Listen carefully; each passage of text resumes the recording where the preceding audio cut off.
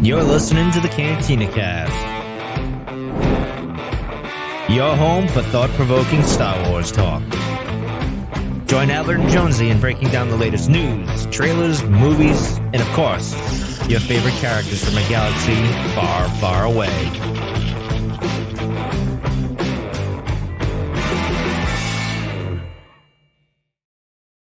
Hello, everyone, and welcome to the Cantina Cast. My name is Albert Padilla, and this is episode 401, The Book of Boba Fett.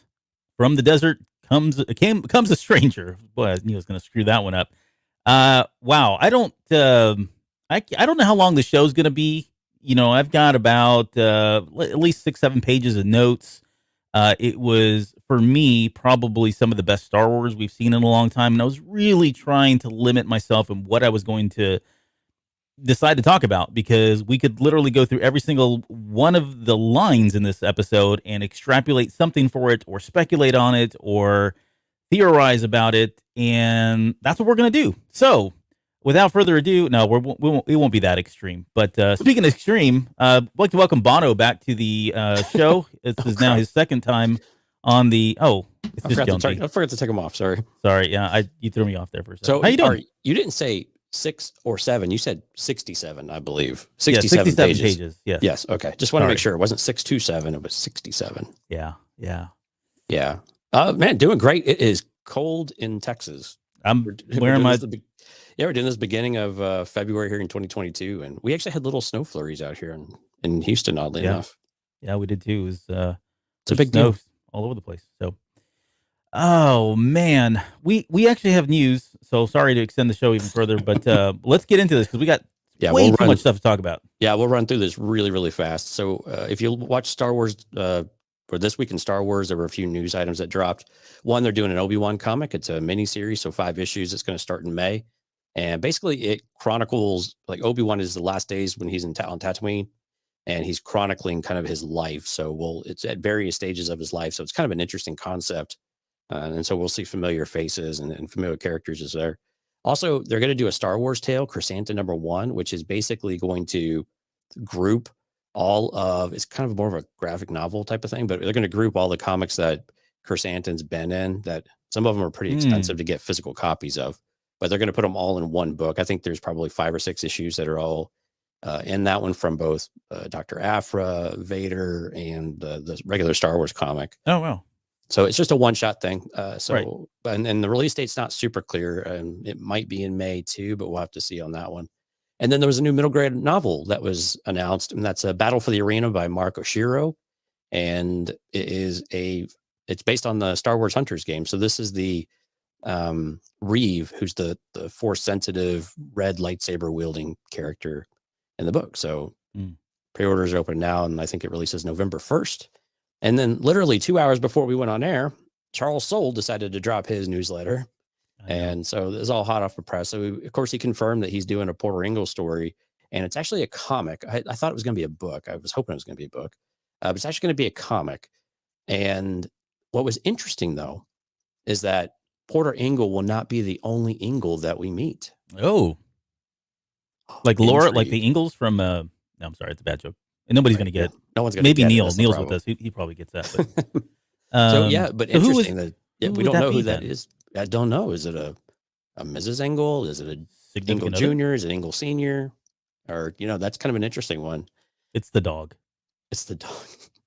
Yeah. And then Charles Soule also confirmed that he'll be at Celebration in May. If you're in Philadelphia, he's going to be at Fan Expo in April. And if you're in New York, he's going to be at New York Comic Con in October as well. But we will be at Celebration in May, all things working out. And we hope to see him then. We'll be there. Yeah. I don't know if we'll have a Star Wars convention to go to, but right. Yeah. We've got tickets. We got places to stay. So we're sleeping there at the very least.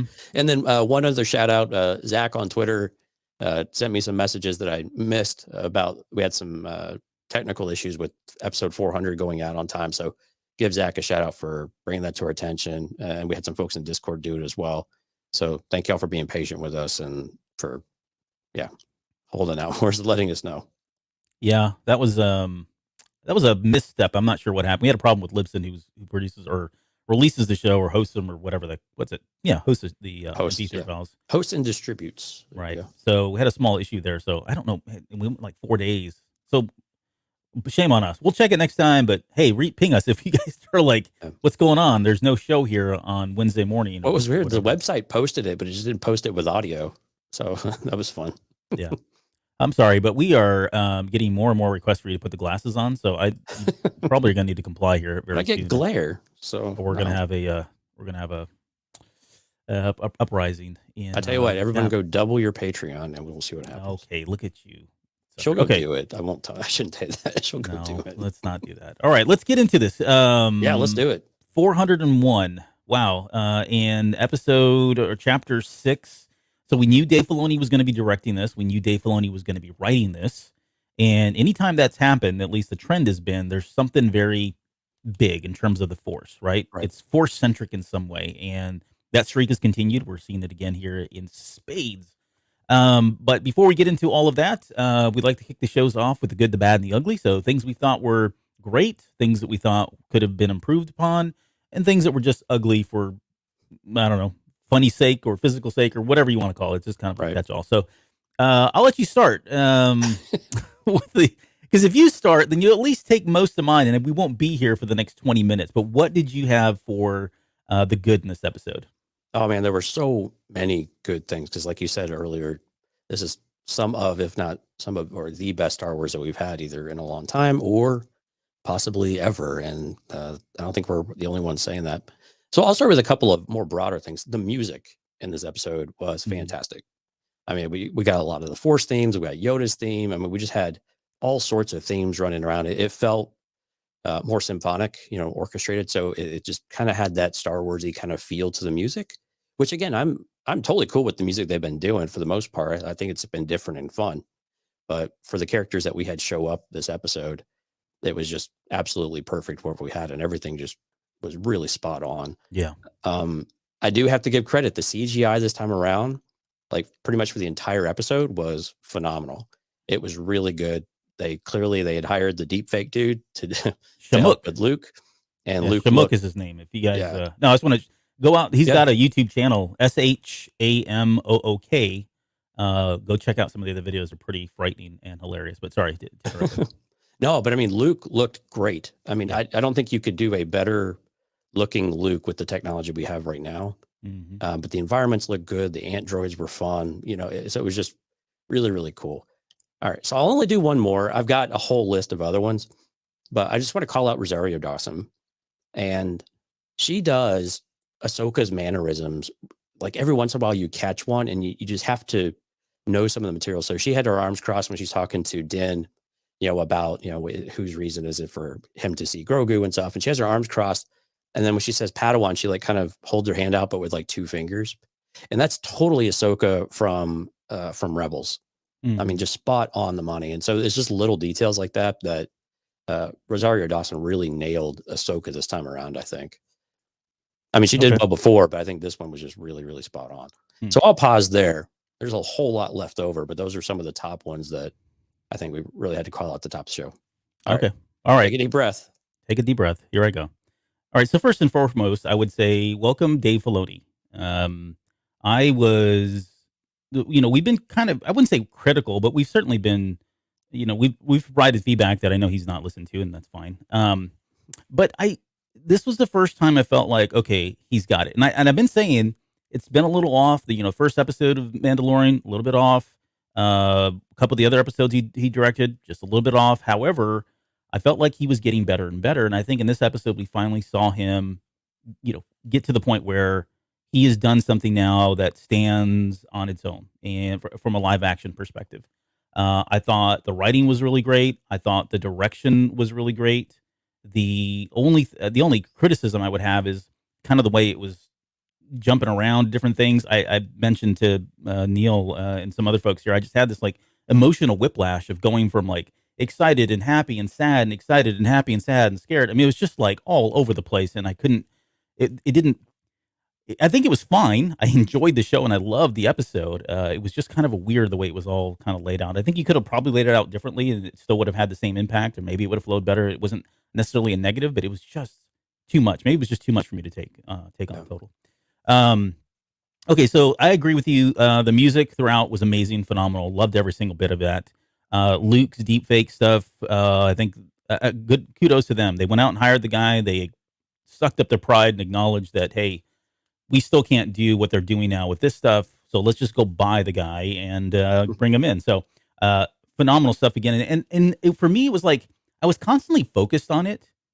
But I found like it was very different than watching like Tarkin in Rogue One or Leia in Rogue One or Luke at the end of season 2, where I was focused on it, but going, ooh, like, you know what I mean? Like it was, I was getting the negative feelings, and this was like, wow, it was so positive. And then after I've watched it now, I don't know, 6-7 times at least, I'm not focused on it, and I'm just enjoying the fact that Luke Skywalker is present.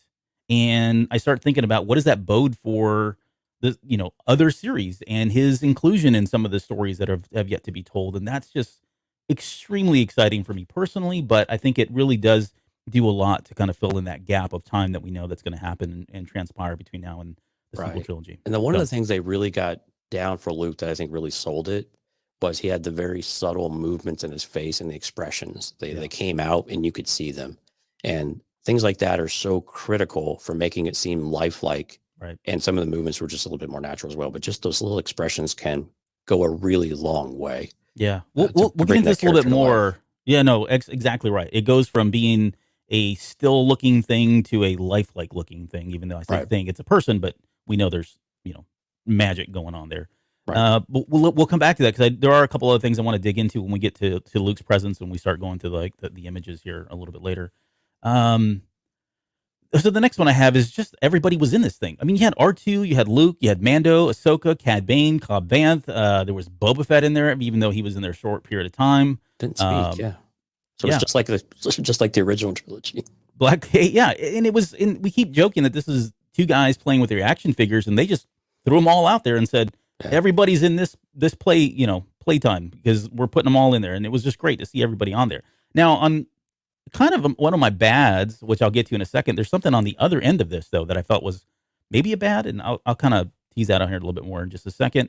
And then I guess the only other thing that I would say is, and again, this is where I feel like it's both a bad and a good, is I seen a lot of people talk about how this episode is now 2 in a row, and we've got no Book of Boba Fett. We've got no Boba Fett, really. And it's thrown a lot of people off.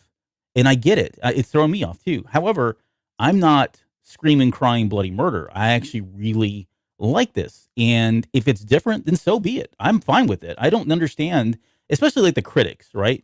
The critics are all over this thing and saying how blasphemous this is that someone dare call a TV show something and put out, 2 episodes back to back where that titular character is not even in them.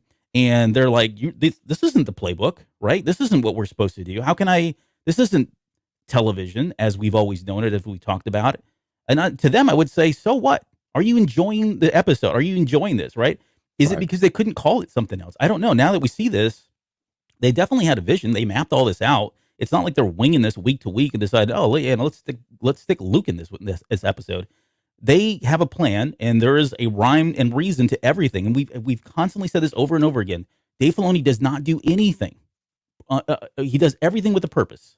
It may not be apparent right now. It may be apparent 2 seasons from now, maybe apparent later down the road. But I think when you go back and look at some of the decisions he makes with his storytelling, they were all purposeful, and there was a reason. And it's sometimes it's hard to see that right now because we're literally in the forest. But when we're out, I think it'll all make sense down the road. So there's a part of me that certainly gets what people are saying and some of the feedback that's provided, and I think that's fair. However, I have to just remind myself that this is, again, the best Star Wars I think we've seen in a very long time, if not ever. And just go with it. Stop overthinking this. This is a good show. It's good fun. We're seeing some stuff we never thought we would see before. And it's all thanks to a lot of stuff like the technology that we've got available to us these days. So, All right. So I'll get off that little soapbox. Okay, let's get to the bad. Tell me what do you got for the bad? Well, no, you teased it. Now I want to hear it. The suspense is killing me. Oh, which one?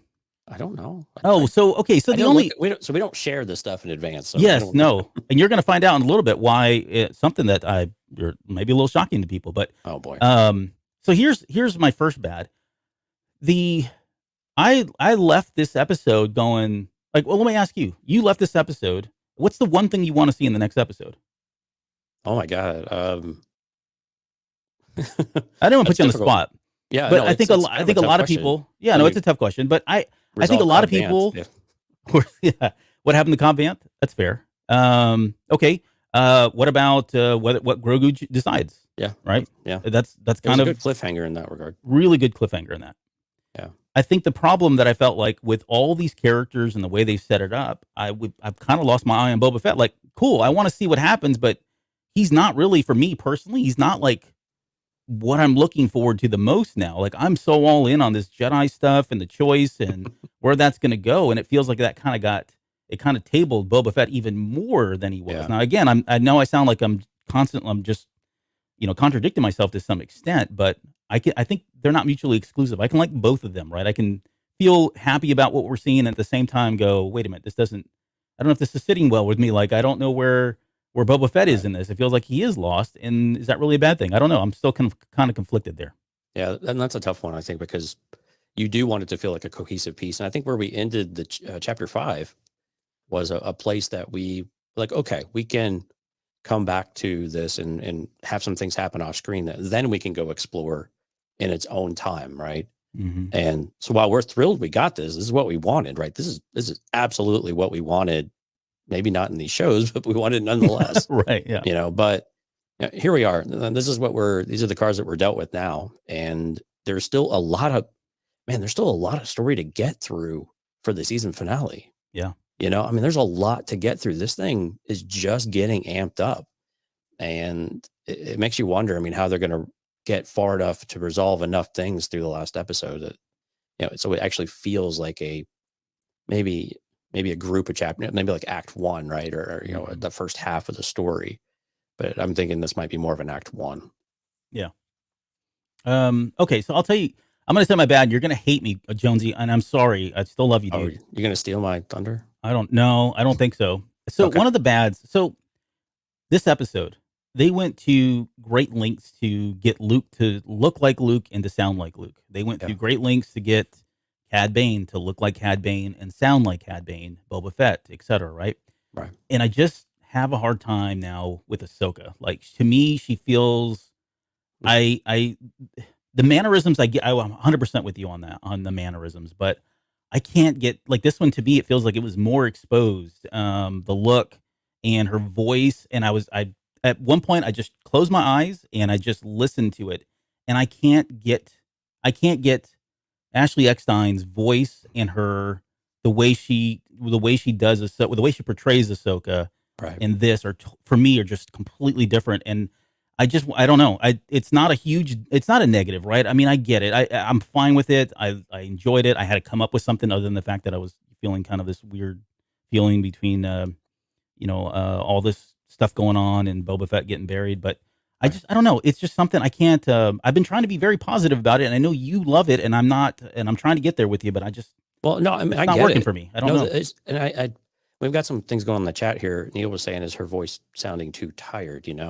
And it's something along that. So the timbre is different, right? So the tone of the voice, and like Rosario Dawson's got a bit more of a fuller voice, where the way that Ashley Eckstein does the voice is, while she's done it more childish in the past, as she even gets older, she still has this thinness to the voice, right? And so it's still kind of this airy thing, where Rosario Dawson's a little bit further down in the frequency. And I think that's my guess. That's part it is of part it of it. you. No, I'm with you. It does. Yep. Yeah, for sure. And so I think it's fair. It's a fair assessment. I struggle with it at times too, but I just try to get over it. I'm like, well, she's the one playing it, so can I get far enough into it that I feel like that she's doing a good job, or she's doing, and so she's doing all the other things, I think, right, and she doesn't really have much of a choice over the voice part. But and the costume, right? She's whatever they're telling her what to wear and all that. Yeah, the pants still bother me a little bit. Like the MC hammer pants. Yeah, look. yeah, those are not quite what I would expect. But then again, she wore coveralls in the last season of the Clone Wars. Clone Wars. Yeah. Okay, so that's all my bad, and it's really that's a small bad in all perspective. But do you have anything else before we get on to the ugly? Yeah, the bad one. I got to bring it up. Yoda's lightsaber. Oh yeah, this one kind of. I'm trying not to let it bother me because those that don't know, in Darth Vader second volume, issue 1, they have a lightsaber burning party on Coruscant, and Right in front of the temple, I thought. right, yeah, right, yeah, or not in the capital, I Was think. it in the capital? I think so. Either Yeah. way, sorry. So anyway, Masameda, like they show holding up, and it's clearly Yoda's lightsaber, and he throws it into the pyre, and then the whole thing ignites. You know, the kyber crystals just ignite into this giant thing. There's other things going on with Vader and Palpatine at the same time, but that's what happened to Yoda's lightsaber. And then now we have this. It says this is Yoda's lightsaber. So I don't know if that was they're kind of rewriting. And I thought about tweeting Charles Soule about it, but I didn't want to be those people. So I just voiced it in Discord, and I was that guy. And I put screenshots of the issue, of course. But Yeah, so that one was a little bit, off-putting, and we had some fun comments in Discord, like, "Oh, it's Yaddle's, or that Yaddle's got destroyed, but Yoda's is good." Yeah. So, but anyway, I don't. Yeah, I know we got some comments that may have been fake. I've heard that one before too, and I just don't. I don't think so. I don't think they would go. I mean, that seems too like the intent of the comic was for it to be like those symbols of the Jedi to be destroyed, and for them to truly feel free, in the eyes of the Empire. And so, and the other thing that bothered me just a little bit was the Cad Bane, just the mouth part was just a little bit. I don't know. I didn't have a chance to go look at the Clone Wars because I was watching this like 17 or 18 times. But that part was a little off-putting, but I just kind of chalked that up to it's Cad Bane. Oh, he didn't have a toothpick. There you go. That was the other thing. Yeah, right. That's what I was wondering too. I started thinking about that, and again, I probably overthought this one, but I thought if they put the toothpick in his mouth, he's got to get it out. Yeah. And if you look at his hands when he goes back to reach for his blaster, or at least put his hand near his blaster, yeah, he had the little strange phalanges going on there, like the old Rhodians have. Yeah. So that would have been awkward because then they would have to they'd have to, unless they, and I was thinking, well, maybe they could pull back and just show him pull it out right from far away. But if they were anywhere close, that would look really awkward with his fingers, kind of like. Yeah, it wouldn't have worked. So I know why they didn't do it, but that's such a cool part of his character, especially when they have the showdown in the street. That would have been just so fun. Take it out, flick it. So those were my bads. Okay, I only have one ugly, and I'll make it quick so we can get on with the show here. But the deputy's death, like a horrible death. I mean, and it just the way he died, it was ugly in that sense. What a dork. We'll talk about him in a little bit. Like, my goodness, that's the best guy you had. But what was your? Mine was Garza Flip Security, and Boba's watchful eye was a bunch of BS for what happened at her in her little palisade there. Yeah, I had to pour one out for her, man. I don't know what the. I know you were conflicted. I could have a feeling that you were pretty sad, pretty upset. Yeah, I'm surprised one of your goods wasn't. You actually put Freeport in the notes. I fixed it for you. Oh, did I? It was like Freeport's a town here in the Houston area. Oh, that's why I'm thinking of Freeport. Yeah, yeah. I joked with Albert that I could hear him shouting Freetown all the way from Houston, and we live like 3 hours apart, all the way from here in the middle of the night, 2:30 in the morning. Although I did text you when the show was out, and his texts were a classic, folks. I do have to. I wish I could just read it, but anyway, he's like, "Dude, wake up! Watch this episode right now. Call in work sick, call in dead. Just watch this when you get up. Don't do anything until you watch this episode." But yeah, it was very funny. I liked it. I couldn't contain myself. Okay, let's do this. Let's roll into the episode, and let me get that up here so that we can actually see it. And we open with again, this is another one where we just like jumped right in, and here we had Cobb Vanth out of the gate. I'm like, oh yes, here we go with Cobb Vanth. And he's warning these Pikes here that they've wandered a bit too far. Well, did I skip? Oh, sorry, I was looking at these earlier. That's why. Sorry about that. Let me back up here. Here we go. There we go. There's that one. We get into the deal that's going on here. Tons of credits in that Camtono, which I think was supposed to throw us off because later on unless those are explosive coins of some sort. And then we've got the container there with these were the chocolate ones. Yeah, right.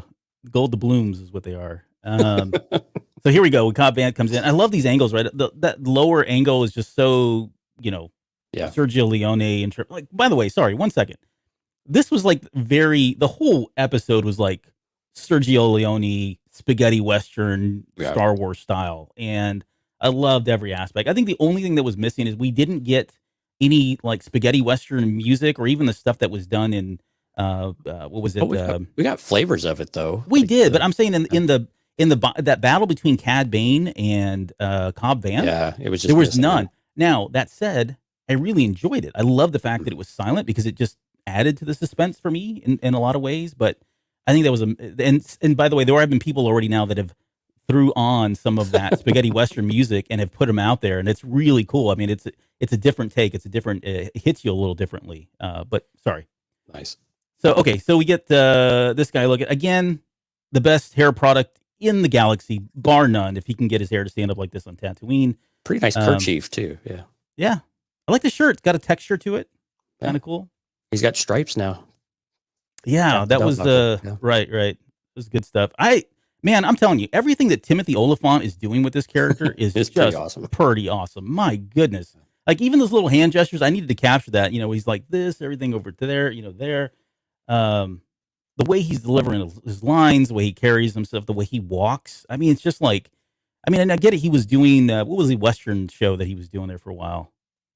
Oh, Somebody knows. Put it in the Yeah. chat there. But yeah, so he's got some, it's not the first time he's done this kind of character before. where was but I the like- other speeder though? So they have 4 of these guys, and they look like they met up, but there's only one speeder. Where'd the other ones come from? I don't know. Oh, there Stop you go, overthinking Deadwood. this, Jonesy. Remember, that's what I said. Right. Yeah, it doesn't show up anywhere in here. Maybe they walked it. Who knows? Justified. Thank you. Justified, not Deadwood. Or was- Justified. Yeah, Justified. There we go. There we go. There's 2. So, and then there's again, this is Filoni. Like he's doing more of these long shots, which are very, for me, they evoke like the George Lucas style, Right. and just kind of that time frame. A lot of those directors were doing very far long shots, cutting away and cutting back to them. This guy decides he's going to pull out a blaster, and this whole scene was kind of set up for me. I mean, it establishes that Cobb Vanth's going to be in here, but this really, for me, said, look how quick he is. Mhm. And later on, look how quick Cobb Vanth or Cad Bane really is, right? Right. Much faster at him. But yeah, this guy goes for his blaster, and we get that little quick duel here. Well, to think it through. Yeah, to think it through. I really like that line. I don't know where that came from, but he got to say it twice in the span of about 60 seconds, which I thought was right. pretty cool. I like it. I could see you're the smart one. Right. There he is saying, think it through. This is the dude that makes it. And he tells him that he can, that he wants to leave. He tells him to leave that. Now, he doesn't go for the coins. Right. That was interesting. But he tells him to leave the chest, and that's payment for trespassing and, causing us to fines. Yeah. So they still got paid, but yeah, they didn't get to keep the spice, even though the other guys were dead. Right. Then we get into him here too. Yeah, there's good stuff there. This is all very much like. I'm with you. Filoni really did a great job directing this episode. Yep. Yeah. Well, the more you watch it, I think the more you really start to appreciate it. And I've got other things that I've got in here for like screenshots of things that aren't necessarily big moments, but they're just visually very beautiful to look at. And that's why I said, welcome Dave Filoni. Like I don't know where he pulled a lot of this stuff out, but he's got it now. This is our first time seeing spice as far as I can recall. Seeing it. There was some from the train. Remember when they got it off and it and opened it spilled. loop. Yeah. Yeah. No. Maybe this close up. It's almost like I got a gold. Pretty sure the Tuscans were also doing a little spice. Yeah. Well, and we get the title. Longest title of any Star Wars episode ever. Okay. We quickly then flash to this, which as I'm watching this going, oh my God, we are going back. Because I said that we probably wouldn't come back to this. I was thinking we were going to go back to Boba Fett and this dude was just going to show up at some point with Grogu and we'd maybe get that as a backstory. Well, that turned out to not be the case. Oh, and once again, they told you what they're going to do. Yep. And they did it. And we got the crotch cam. Crotch cam looking pretty good here. I love the shot and everything about, and I know we talked about the music, but the sounds that are coming, like emanating from this N1 as it's flying. I mean, it just evokes that whole like sense of World War II planes. You can almost hear like the actual turbines spinning on the old propeller engines, if you will. And you got to think that George Lucas somewhere is smiling at this stuff and loving it. Mixed with a muscle car every time it does a flyby. Yeah. Yep. There is someone I can't remember. I think it was Utini Dante in Discord who had asked whether, where was this shot from, like this camera angle, because he had said he had seen it before, and I said Top Gun. I know that's Top Gun had it. I think Iron Eagle had it. If you're really old and remember those movies. But I went back and looked at Red Tails because I was thinking, oh, maybe Red Tails is where there's a throwback to some of the shots there. I watched the entire movie beginning to end, and they never had this shot in there. I say that because it wasn't the best movie, but it was still enjoyable, and it was a George Lucas film for anybody that doesn't know. So, Right. All right. Anyways, here we go. He's flying in. Where is this planet? Is that what was it? Yeah, what planet is this? Was it said? It was not said. We'll get to it here in a little bit, but I do think this is supposed to imply that this is the planet, and it's got a name because it was in the novel, I think, where Luke built his first Jedi temple. But more on that here in a little bit. This is my background. I just thought this was beautiful, the way it's that's cool. laid out, the inside of it. And then, like, oh man, as soon as we saw the antenna, yeah, exactly. Like that one antenna is so iconic. I mean, it's just crazy. So seeing R2 again, I mean, that was just, gave me chills. Awesome. I mean, this episode again was just kind of hit you in the feels over and over and over and over again, and it pull you down and pick you up, pull you down, pick you up. Good stuff. Here he is. He's landing now, and I love the fact that we're getting a shot here of R2 on one side and this N1, this tripped out N1 starfighter there. And then who would have thought we would see this? You got Mando meeting R2 in this way. right. Two iconic figures now, and this bubble, like this little cockpit part here on that ship, continues to stick out like a sore thumb. Like if they don't put that little baby Yoda in that thing, then I'm going to be really upset because they are teasing that. In my opinion, it just stands out there so much. Right. I got a quick question for you, and Sure. we were going to talk about this in the last episode, last episode, and we didn't get a chance to because I just blew right over it and it was in the show notes. And I'm curious to hear what people in the chat have to say as well. But we had the Razor Crest. Does anybody want to take a guess at what he's going to call the starfighter? And before I've got 30 seconds because there's a delay. I had already said it was going to be the Razor Blade. So Razor you Blade, can't pick yeah. Razor Blade. That was my choice. But I'm curious to see. Do you have any thoughts or what are your theories on what he's going to call this thing? Or does he let Grogu name it? But he can't understand Grogu, so it would just be a coup. There you It go. would just be something strange like a coup. No, I'm terrible with naming things, unless there's really silly, stupid stuff. So I want to see what everybody else is going to say here. Ash had a question if this is the N1 that Anakin flew, and no, Albert showed last week the markings and everything are totally different. Yeah, they're close. I mean, they have some of the similar markings, but it's not a one like for like. And I even went and looked at all the other Naboo starfighters, at least in episode 1. And I know there was some in Clone Wars, though. Wasn't there? I'm pretty sure there was. There was a scene where they were on Naboo. Probably. But I mean, the Naboo used them forever. So, but, all right. Well, they're coming in. Fire spray. Nice try. That's not Razor Wizard. Razor Wizard. The Silver Blade. Kind of like that one. Silver Blade. Okay. Yeah. Thanks.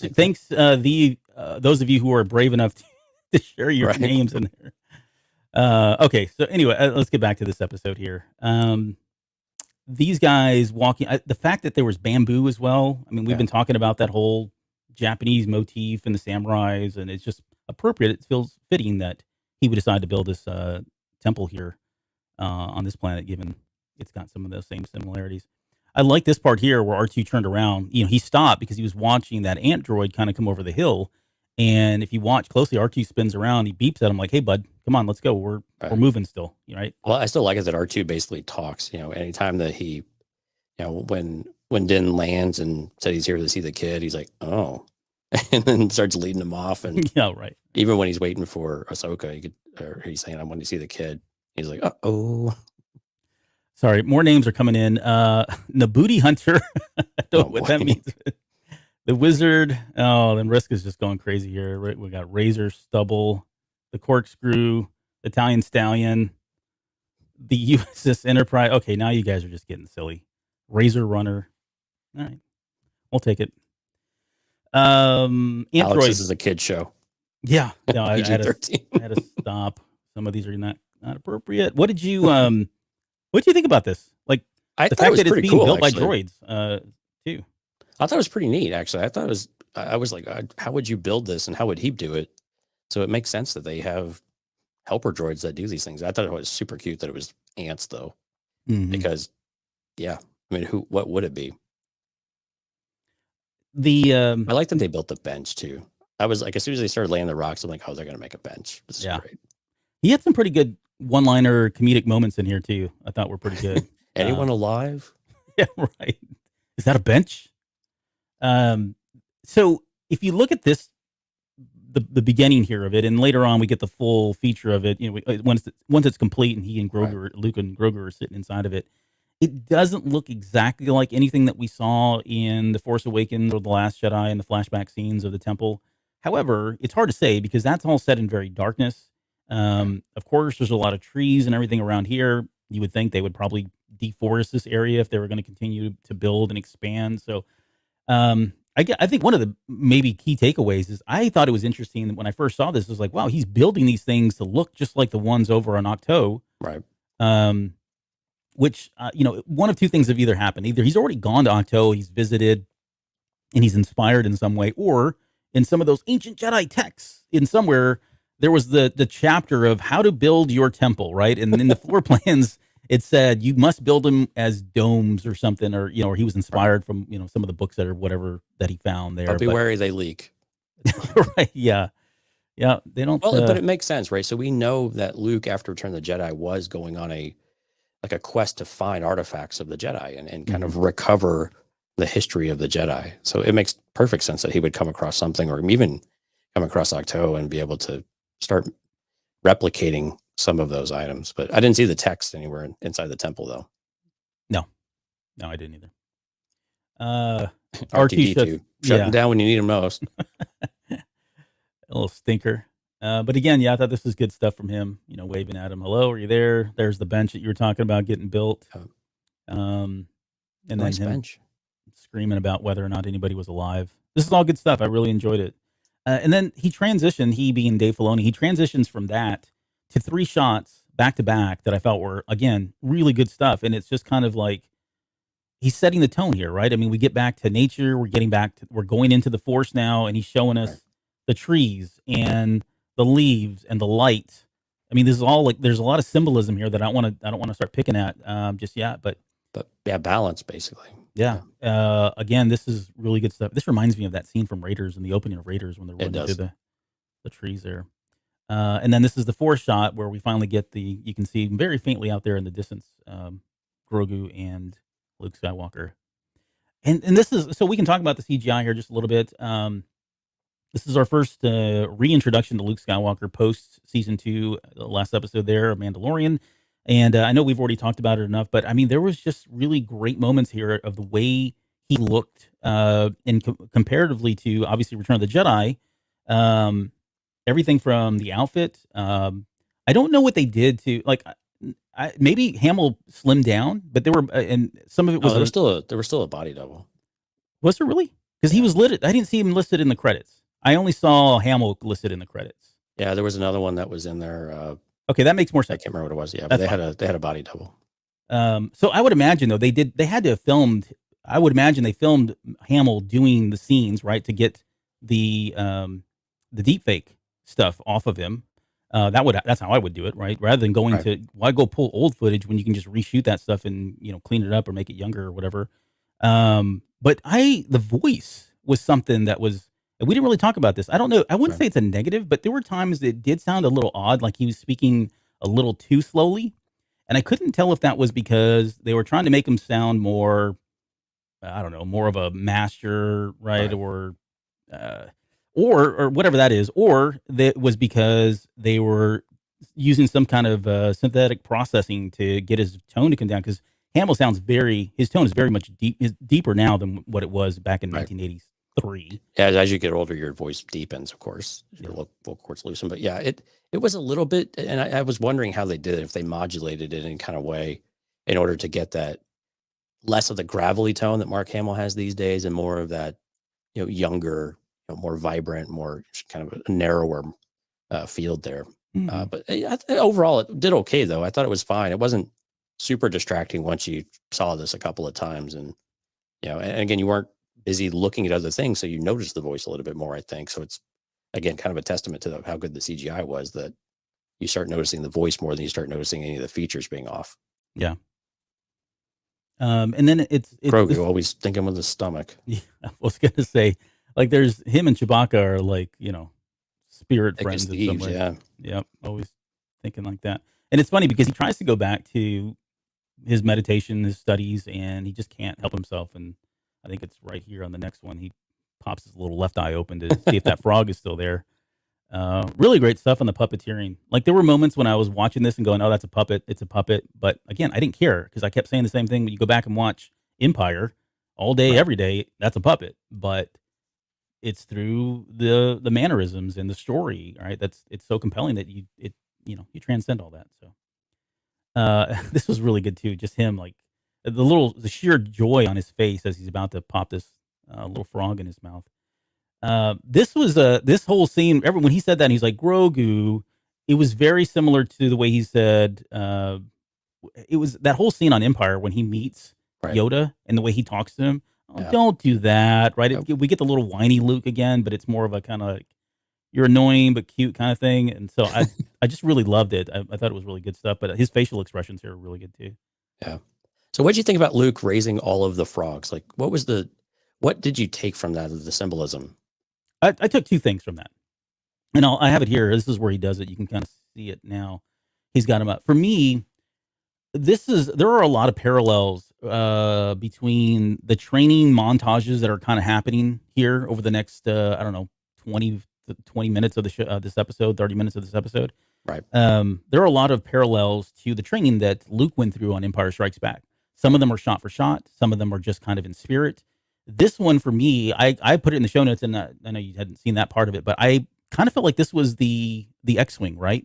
This was his version of the X-wing, or this was Grogu's version of seeing the X-wing that Luke saw being lifted, right? And showing him and teaching him that, look, yeah, you can raise one frog, but look how powerful the Force really is, right? You can lift all the frogs if you really want to. So I think that was first and foremost a lesson. But I do wonder now if later down the road, as we get into maybe in this next episode, or we get into chapter 3 of The Mandalorian, or season 3 of The Mandalorian, that at some point when Grogu is confronted with Pikes or somebody else, he's going to use this same method here to kind of lift everybody up, right? Because this is something that he's been learned and taught. So there may be some foreshadowing that's happening here when he actually goes and uses the Force. So so that was the literal, I think, thing, but it just felt out of place a little bit. Like, why would he just all of a sudden raise all of them when Grogu was doing just fine with the one? And because it almost kind of felt like showing off. So what I took from it, or what I thought was another alternative way of thinking about it, is that while the disappointment Grogu has it, like not getting one, there are still so many other frogs that they're still there, right? That's not the only one. You don't have to go through disappointment or give in to that moment. Look, there's plenty of frogs you can eat later, like after you're done, like with your meditation or your focus, whatever you're doing now, remain your focus here rather than keep getting distracted, which seems to be a trend for Grogu. Yeah. I like that. That's a little bit deeper, but whatever. Thank you for taking it seriously. No, I'm being serious. No, it is. It's like I hadn't thought of that aspect of it, right? Of like, okay, you didn't get this one, but look at all these other. You didn't get this opportunity. There's plenty more, right? It's kind of like that. Yeah. Get back up, always get back up. A little bit later, that he gives him. So, and you can see it. I don't know if you can tell. You can't see it on the screen, but watch his little mouth and face. It's just so cute when he's like so happy that all these frogs are sitting there floating in the air. Right, but again, it goes back to what Yoda was saying too. Never focusing on what he was doing. Right, always looking to the stars, looking for something else, looking for something to eat. Apparently, also fits. Yeah. Plenty of frogs in the pond. Thank you, John. But yeah, because then at the very end of that, he looks at his hand and looks and goes, "Wow," kind of like, "Can I do that with this hand?" Like, again, I think it was just him showing him that you can do a lot more than lift one frog if you really put your mind to it. Right. This is when they go on the walk. I love the way that he helps him forward. Everybody, it's just, I mean, come on, you can't. I want to do that. I want somebody to pull me along with. I know, right?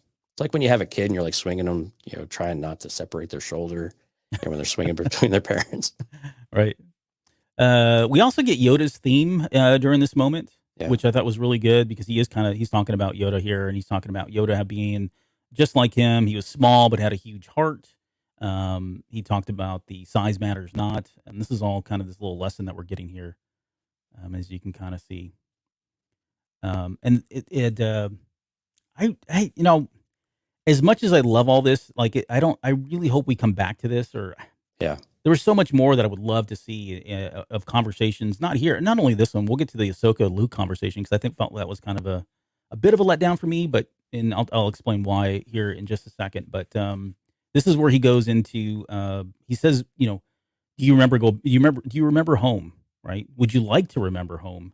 And I thought, holy bananas, are we really going to do the one thing that has been so sacred in Star Wars and never disclose, like, what race Yoda is or where he came from? And because he said go back home, and I'm thinking, well, his home planet. But we didn't. We went back to Order 66 of all things, right? We go back to one of the worst things, a very traumatic thing that happened. Yeah, it makes sense, right? Yeah. And this is too. I like the special effect that they got here. I was trying to capture it. And it's just so quick. I couldn't get it, but it was very much like the vision that Anakin had of Padme dying. That's true, right? It's got it on the sides, all around it. I'm wondering if at some point we are going to get more and more flashbacks. Maybe when we get into Mandalorian season 3, assuming that they pair back up again, maybe it's his flashbacks that we get now, and this is the same look that we're going to get for that once it happens. All right, let's talk about Order 66. I say that with a bit of reverence, right? But it was so cool to see Clone Troopers and Jedi like in this moment, live action. I thought it was really cool. This was really, really good. Those are probably all CGI stormtroopers, but still. You think so? Yeah, I think they might have been. Yeah, at the very end, one of them moved pretty well. Okay, so let's talk about so these are definitely 501st stormtroopers. There's no doubt about that. I mean, if you can tell here once they zoom in on them, or you can see them right there too. So 501st, so we know this is Vader's group coming in, storming the castle, if you will. There's been a lot of speculation about who these are. We can talk about what's her name, Offie. Barriss Offie. Yeah, Barriss Offie, because of the symbol. I didn't want to do it and dig into it because I really don't feel like this is it has anything to do with her. No, because that symbol was used in the Clone Wars and just for other things, not just her. Right. Although it has the diamond pattern on it. So if you don't know what I'm talking about, you can't really see it. But on the far right-hand side here and the far left-hand side of this image, when you're watching the Jedi fight off the clone troopers, you can see what looks like a crest of some sort. And there was all this controversy because the crest was removed from Wikipedia. The entry was completely deleted. And then they had to have somebody come on from Wikipedia and explain, no, it's not that. It's just it got slammed because everybody started looking at it. And there were some people were making edits and corrections to it. And so they just pulled it, right? So that caused a whole bunch of controversy of like, oh my gosh, somehow we've uncovered this spoiler and they're trying to cover it all up. I just don't buy into any of that stuff. But I guess what I want to ask you is, do you have any faith in that these are anybody that we've seen before in terms of the Jedi? And who are these Jedi? Like, have they been sworn to protect Grogu? Is it just a matter of they were there in that area? And then maybe even at this point, we can speculate on who would have rescued Grogu, given now that we have a little bit of context of how kind of this went down. Yeah, and I'm actually wondering if Grogu was this close and right there, and it's not just a vision of the events. I think that's another alternative that physically he wasn't quite there. Because even when the clone troopers say, go, go, go, they don't reference that there's another one. They were just like a go in advance, and they're not looking at him at all. So again, I think it was more he was at the temple and he witnessed the stuff. But I think these are all kind of no-name Jedi, because all the ones that we know were named, A, don't look like this, and B, have either been accounted for in other ways, in other material. So I don't think any of these, and the whole Barriss Offie thing, I don't think any of these are Barriss Offie, because Barriss Offie would not have been defending the temple. No, she was in prison at the very least. Yeah. So I think it's I think it's more of a vision for Grogu than necessarily him being attacked, because clearly someone would have to show up, but Kanan saves him. Kanan was a kid with his master off world, and Order 66 happened. Sorry. So William George just chimed in and said Mace Windu saves him. That's who I was thinking, but it's so to get there would be really tough. But I don't think that's possible. I've had weirder theories though. Trust me. Yeah, I mean, there's a whole list of people who could have there done is. it. Yeah, Right. No, there really is. yeah, because there When was I still a number saw, of Jedi on Coruscant that lived. when I saw this shot, and I didn't get a very good picture of it, but I almost thought this was Jocasta New because she's got the same kind of hairstyle and a bun. But when you look at the way when she turns after in this moment, you can tell it definitely is not her. But Yeah, well, upon Jocasta that New first survived though too, yeah, well, yeah, but unscathed. it's not the first time they have not retconned anything either. You know? Oh yeah, I mean they don't retcon comics. What are you talking about? Yeah, no, that's what I'm saying. Like they could have just. But you would think if they were going to retcon her, they would have shown her in some way, you know, like Yeah, made it very apparent this is Jocasta New. yeah, and she's got very remarkable clothing, so that you would remember, you would notice it because she's got very different tabards and everything. Yeah. Mm-hmm. But again, see, they're kind of pointing over him, so that's why I don't think that Grogu was actually there, because he's way too close to them for not just to shoot him. Like, why not just point at it and shoot him? Otherwise, Yeah, true. so unless there's others coming behind him, and then that's how they get saved. But yeah, I think we're gonna come back to this at some point. I do too. I believe that we are. So can't wait. Okay. He comes to, and he's like nowhere near where they started. They're now in front of a lake, which is fine. And this is where he starts talking about how he's going to go ahead and teach Grogu to protect himself, and we're going to get It's a dangerous place. Yeah, dangerous place. Yeah. We cut away, come back to Mando sleeping there. R2's awake, and then he hears the branch snap or whatever. Wakes up, and there's Ahsoka, who I was not expecting to see in this episode. no, I was not either. Which is great. The fact that she was here. It was so cool to see. It was so cool to see her with R2E. Yeah, I've got R2E. I've got a picture of that because it is a pretty special moment for anybody that's a Clone Wars fan. But the minute I saw her, I thought, well, wait a second. Now I've got Ahsoka and Luke on the same planet, so they have met. I mean, we kind of speculated they had or had not. But then I thought, well, crap, I'm not going to get and this is where I said I kind of have mixed feelings about it. Like I really wanted to see what that was like, and that relationship and how the conversation started. And we got more of this a little bit later about, she makes a comment here about she's a friend of the family, which I thought was cute. Later on, she talks about, you're just like your father. I don't know. There's a part of me that really wanted that for so long. Well, she's having her own series, though. So I think we're still going to get that. You think so? I think so. I think there's more story there. Clearly, she has to meet him. I mean, friend of the family, I presume at some point she's going to know who saved the galaxy, and she's going to see Skywalker, and she's going to go find him, right? Or you saying it's going to be a flashback? Yeah, I think so. I mean, why not? Or it depends on where Ahsoka picks up, of course. But I don't see why not. Like, we wouldn't see that meeting on screen. I was thinking this was going to be, like, Ahsoka would be after this. Like, I feel like this is all kind of part of one big story that they're telling. I don't know if they would go back, unless it's a flashback. Right. I mean, the flashbacks worked in Boba Fett, right? So with all the Tuscans and everything. So why, it seems to me like that would be something they would continue on. Okay. Well, I'm holding out hope. You've given me hope now that we're going to see this. So you're the first person I'm calling if it doesn't happen. Okay. I'll be sure to send you to the complaint department. It's the same number as our HR department, or same number as our. So anyway, she wakes up. Let me go to the next little picture that we got here. Smiling. There's that scene.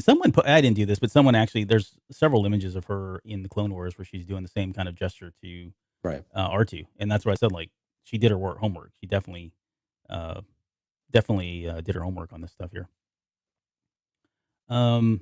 Here's where we get both of them kind of looking at it. She's explaining that someday this is going to be that first temple, and Grogu's going to be the first student. Don't think that's going to happen, but we'll talk about that in a little bit. I think she was saying some of that, though, to kind of gauge his reaction, too. Because she would say things like that, and she'd kind of glance over. Yeah. Just kind of waiting for it to stir something in him. Because she because she intercepted him, right? Yeah. Because he wants to see the kid, and she goes, I know, that's why R2 brought you to me instead. Yeah, R2 is always awesome. Like, nah, buddy, you're not going straight to the top. He's like, and if you piss me off, I will set this entire thing on fire with my boosters. With boosters and my and oil. Right. Okay, so they go for a walk here. And it was like dad wanting to see his kid. He sent his kid off to boarding school, and he's now visiting the campus and wants to see it. And the teachers are telling him, no, you can't. You got to kind of leave him alone. Pedro Pascal has been nailing that emotional voice.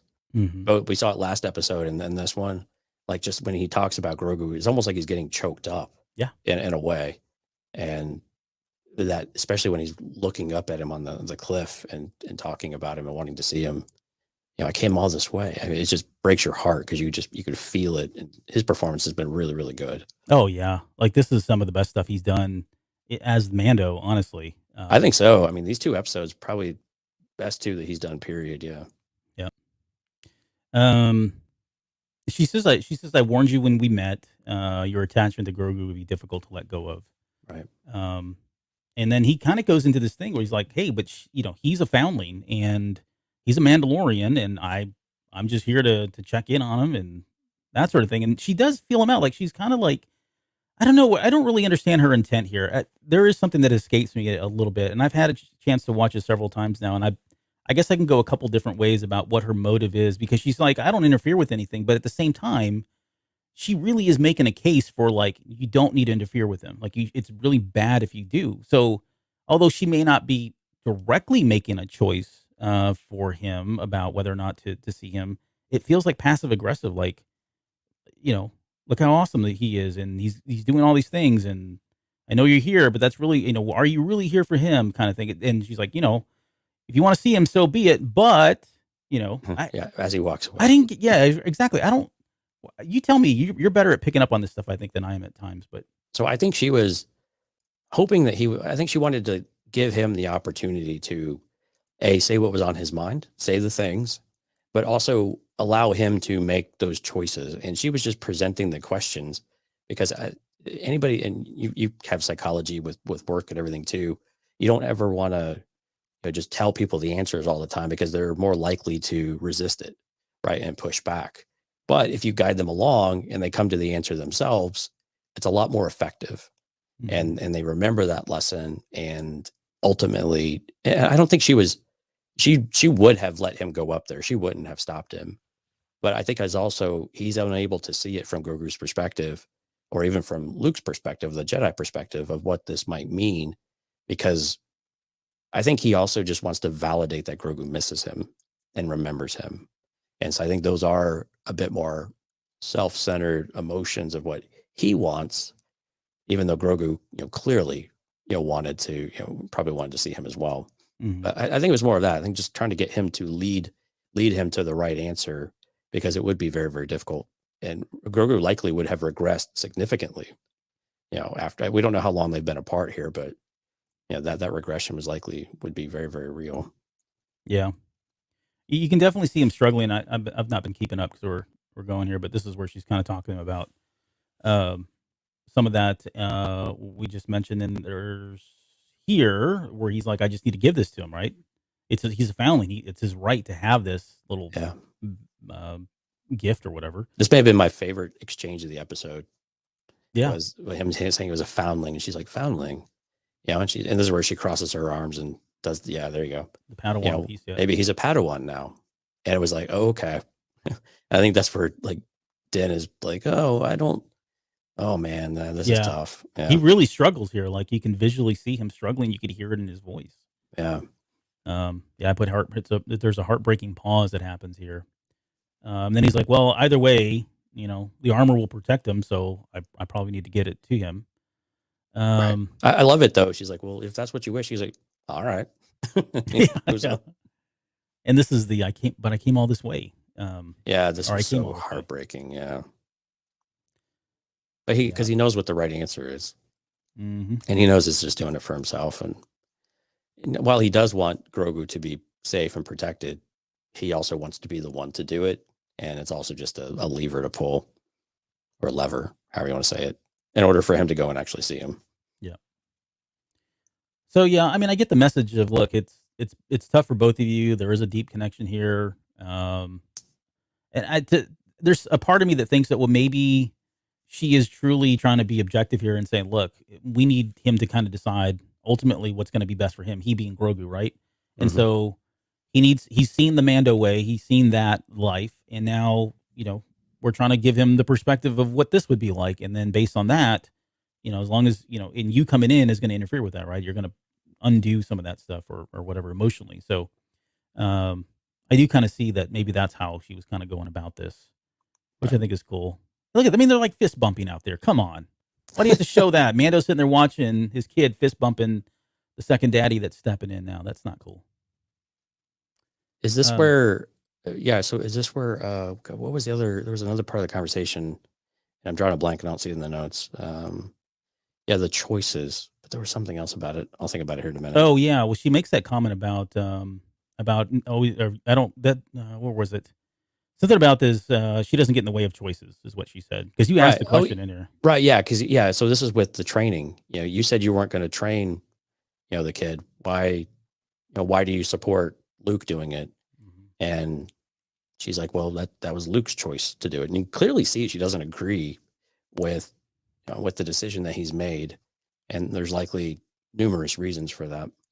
But I thought that was another interesting exchange there of clearly the uncomfortable question that he asked of why she would not be okay with it, but then he would. And I think, again, this kind of speaks to, and I think some of her ability to shrug some of that off, though, is that because the Jedi are in such short supply and there's just none of them out there, very few of them, there's a need to rebuild and to, bring anybody that's force sensitive together in order to see if they can rekindle the order and, and bring that back to life. So it's a conflicting type of moment for her, I think. Yeah.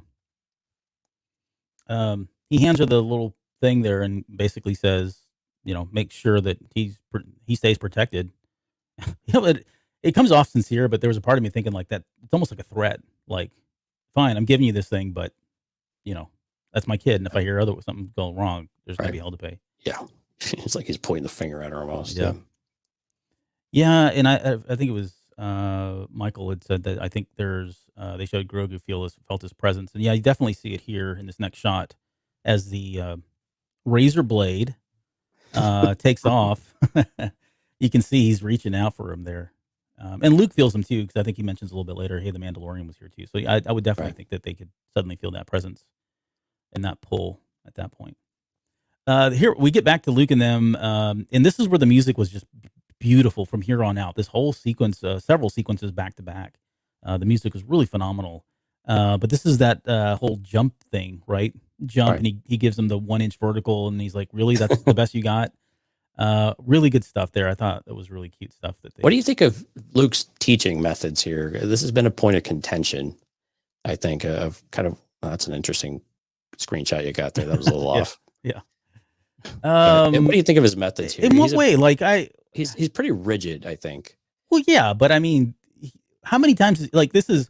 So I'm going to make an assumption, right? I'm going to number one assume that he's not trained Leia yet. Maybe he has. I don't know.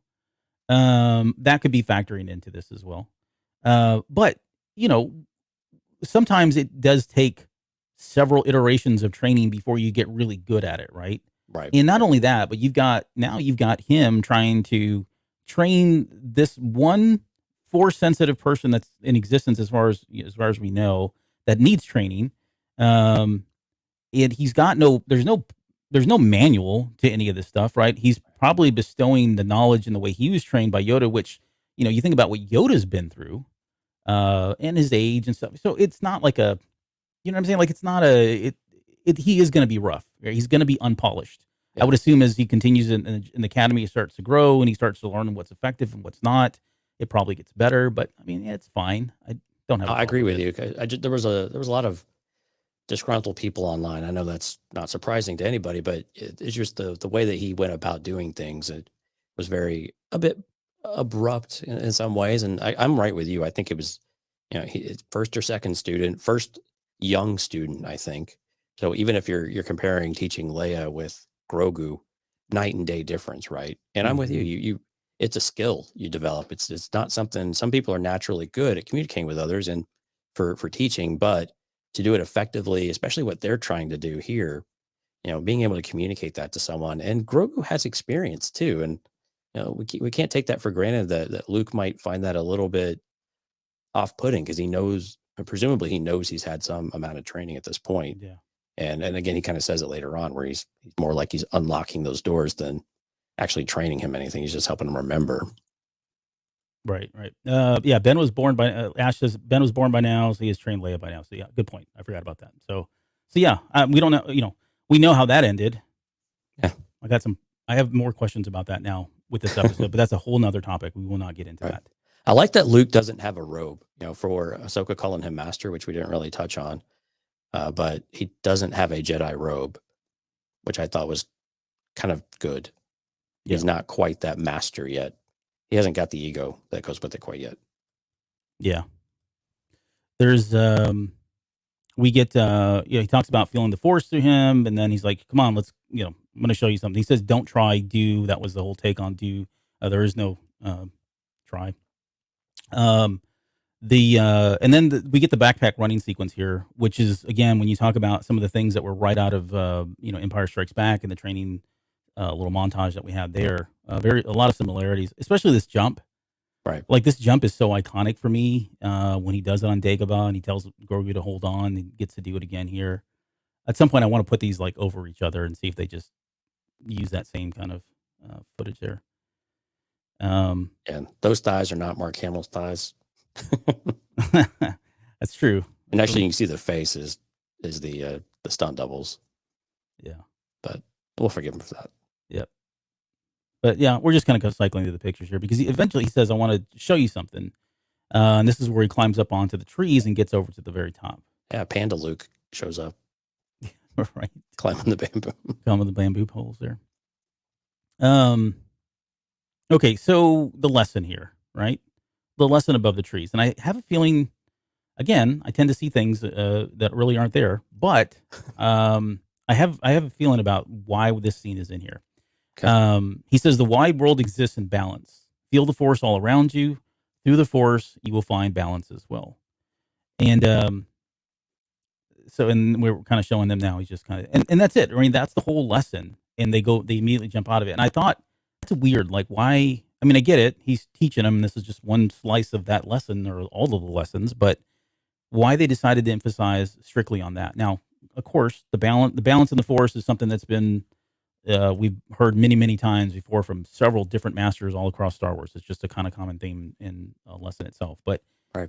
I just wonder if he's telling them that the only way that you're going to find balance is through the Force, if that is signaling that at some point, when Grogu has to make a decision, he is going to choose for now.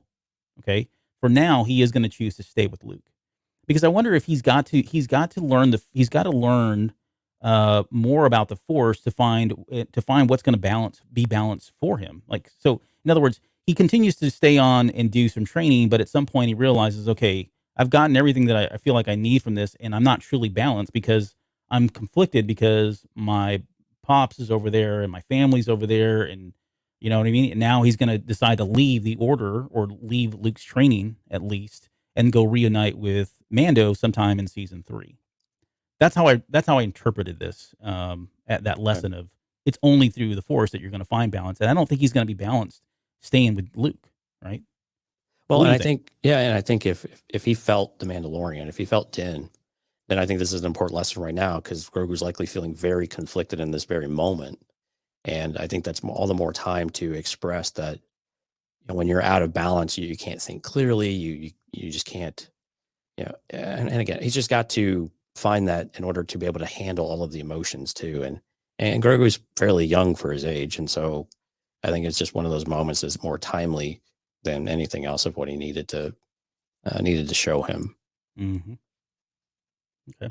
Well, we get into the one leg standing sequence, which I thought, again, puppeteering was really good here. It looked like a puppet, but it was. And I'm sorry, can Grogu like have something other than a potato sack for clothing? And I have the quote. It says, ditch the robes already. Like, put this guy in something a little bit more flexible. Yeah, watching him run during the next sequence was was amusing, but it was amusing. It hides a lot of things too. So, I'm trying to think if there was anything else here. I don't know if I got a picture of Luke smiling, but there was a moment when Luke smiles at him that I thought was really good, Right. at least the way it looked.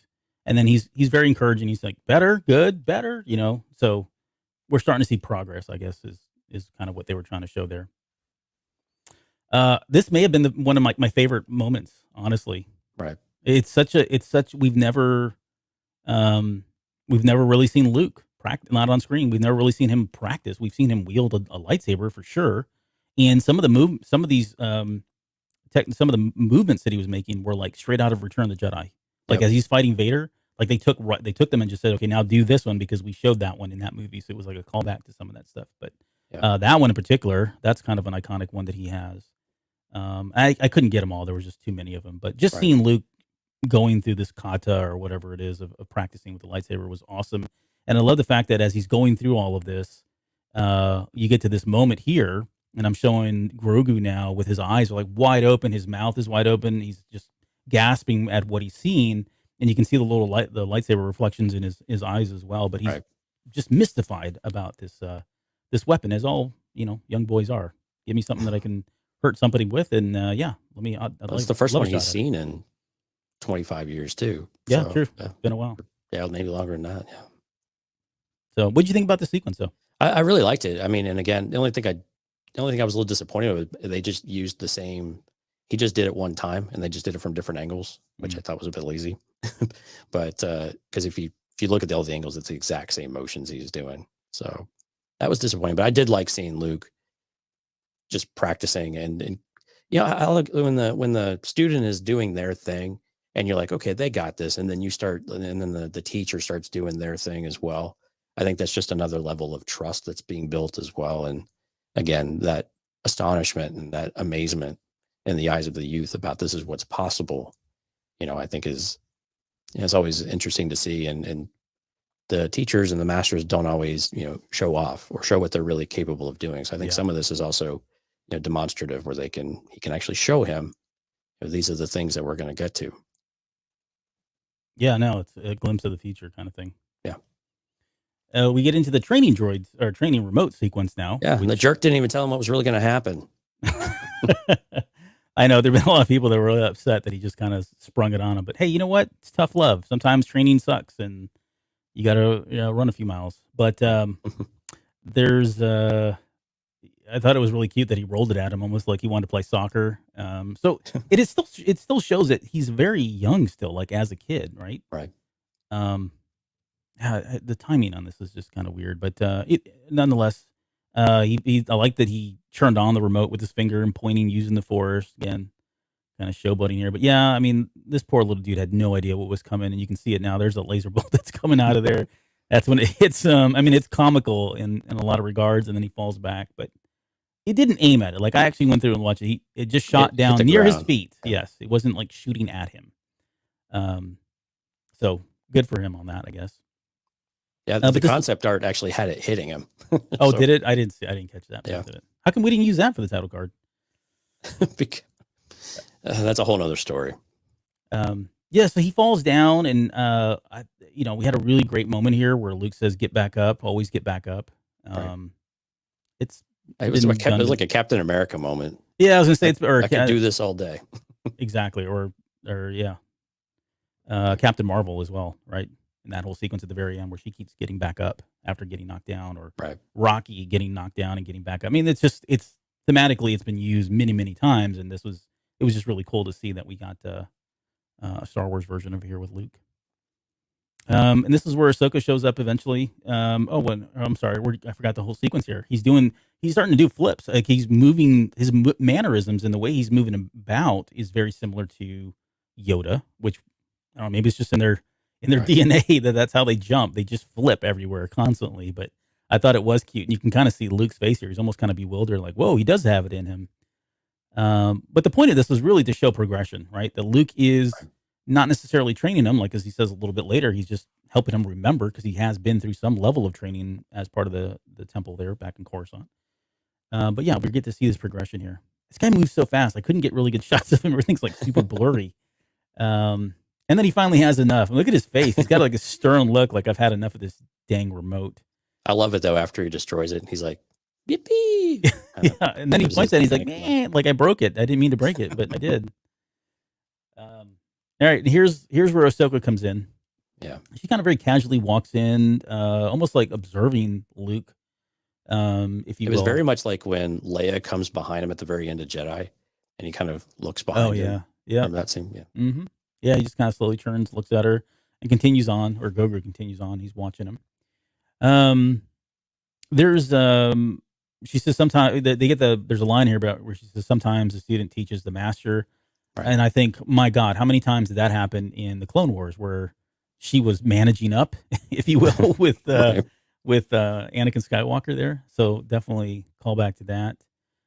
She mentions that they do have a strong bond. And Well, yeah, she's reminding him that they have a strong bond. yeah, So clearly, her maybe disapproval is a bit strong, because you have to remember, Ahsoka is considerably older than Luke. mhm. So there's she says Luke says, and this I thought was a very poignant line, which I don't know. I think I got it right here. yeah, But he says, sometimes I wonder if his heart is in it. And, speaking about Grogu and some of the concern there. And I think this is what leads to him kind of putting him to the test at the very end, right? Right. Literally making him make a decision, because he's definitely feels like there is some conflict here. Like he's here. And we're going to get into this too. The whole idea between choice, free will versus destiny and choice and all that. We'll touch on it at the very end, but for this episode, that will be our Patreon content that we'll come back and record this weekend. So we'll talk a little bit more about that here in a little bit, but it does feel like he's getting a sense from Grogu that his heart's really not into it, likely because half of his heart is still with the Mandalorian, right? Or some part of it, or a big part of it is. right. And I think, again, this is what's going to lead to him making that decision, or at least put him to the test to make a decision on his own. And she looks at him and says, so much like your father, right? That was another moment. And this is where when she said that, I thought, well, dang it. Like I won't go into that because I know I've already expressed how I was kind of a little disappointed that we didn't have that initial conversation, but I want them, like, I need them to have a conversation about Anakin, right? I just, it's there. We can do it now. It's definitely proven. Just give it to us. And if it's a flashback, fine. If it's I don't really want a novel. I want to see it and hear it. Right. And it would be such a contrast to Luke's first conversation with Obi-Wan about it, about Anakin, where it was basically, oh yeah, exactly, misleading of information. Uh-huh. I mean, there's truth in a lot of it, but yeah, it was just you can tell there's more positivity and some of that history that she has that she's probably shared with him, that because he had a little smirk. I thought that was really nice. I thought it was a nice touch. And so what did you take from that exactly, though, when she said that? Like, what aspect of Anakin do you think that she's seeing? Is this that he has this emotional, he's just more emotional and looking for that commitment side of things? Or what, is there something in particular you think she was thinking of? So, and I mean, we've had less than 24 hours to prepare for the show, and I wanted to go back and watch some of the Clone Wars episodes. I vaguely thought that Anakin had said something similar to her, or somebody in one of the episodes, and said, I didn't feel like your heart was in it. I could be completely wrong, but that was the first thing I thought. Is like, oh my God, he just said a line that was very similar to what Anakin said in the Clone Wars. I don't remember if that's true or not, and I'm just saying that because I still need to go back and do the research. But the other part of it would be, that he's certainly looking at Grogu and he's able to tap in, and he's more concerned about the emotional part of it and the feelings part of it, right? That bit of it is definitely his father, because he did lead with the heart, right? He did everything with his heart first, and that's what got him in trouble. Right. So yeah. But I don't think Luke's wrong here, though, either. You've got to have commitment to it. I mean, you've got to focus, and if you're distracted, you're not going to be able to do it. Yeah, and I think we'll save that. Save it for the very end when we get to the very controversial thing that he did here. Right. But yeah, you can tell Luke is very uncertain about what to do with this, and I think a bit worried about what this will do. And I was concerned he was going to hide it from Grogu, actually. So I was actually pretty proud of Luke that he went about it at the very least. Yeah. Yeah. Well, I mean, he did save it, right? He didn't show it to him then. He saved it and did it in balance, in true form, right? He had both of them out there and decided, okay, I'm going to put them both out here because they're both relics and things that are obviously of interest to Grogu now. he says, he says, what should I do about him? And I Yeah. think what he's saying is like, I don't know if I should continue training him or not. There's definitely something conflicting there, right? And she tells him to trust his instincts, which is what he does, right or wrong. That's what he does. So here was this Grogu was exhausted again, so we're still seeing that where he uses the Force. He's kind of laid out on that rock, and you can see he's kind of panting. Is that Now, what he's granted, doing? I couldn't figure out what he was doing. I thought he was Yeah. listening to it. No, yeah, Maybe he's looking for more frogs. maybe he is listening for the frogs underneath there. But yeah, this is how I took it because he's sitting there and he's kind of panting, breathing. Granted, he was just doing flips and all that, but he was standing there. We know using the Force would exhaust him, so maybe he is just still kind of getting his legs underneath him, if you will, Right. with some of it. This not the best, deep fake here. I just happened to capture it in this particular frame that doesn't look very flattering, but this line of, will I see you again? I mean, that's, my goodness. Could you make anything more obvious as a callback to episode 1 where Anakin's telling, what's her name? Padme. Yeah. Padme. There you go. Of whether or not he would see her again. So it was cool. I like the fact that it wasn't exactly line for line, but I think he says, "Will I ever see you again?" Well, I think it also speaks to just the loneliness he might have and that feeling of he's on his own. He's got to figure this all out. She's telling me to trust my instincts too. And I don't know. I'm surprised you didn't ship him actually. Because I mean, No, maybe I'm saying that Luke hasn't seen a lady like he hasn't seen anybody since Cammy. It's been a few years, except for his sister. And Cammy's still available. So, it's not Padme. No, she's not. Shmi. It's Shmi Skywalker. Will I ever see you again? What does your heart tell you? Oh, right. Not Padme. Jeez. Come on, get it right, Jonesy. No, I had it wrong. I had it completely wrong. But yeah, it was. I kind of like it though. It was a bit of desperation in his voice. Yeah. Yeah, there was. There's a part. Yeah, I mean, he's definitely lonely. There is when he said the way he says that too. Like, I wonder how much. What is their relationship? Right? Is she just this figure that kind of pops in and gives him a few tips and pointers, and then pops back out and disappears, and he's just kind of left thinking, my gosh, I do have to figure this out on my own.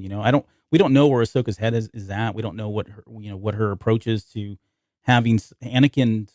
I mean, it's got to be awkward too, right? I would think in some way. There's probably feelings she needs to resolve or come to terms with there, and having the son of Anakin Skywalker and everything that they've been through together, good and bad, here live in the present.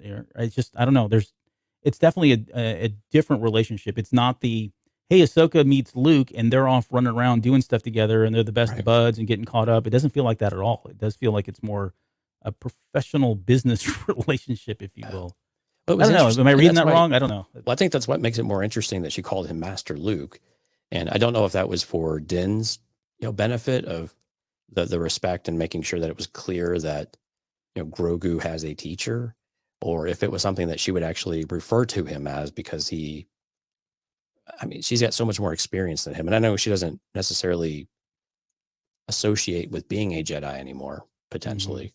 Because again, what you were just saying, we don't really quite understand what her perspective on the Jedi or rebuilding the Jedi Order, or really how she feels about Luke, or what were the circumstances of their meeting. How does Anakin play into all of that?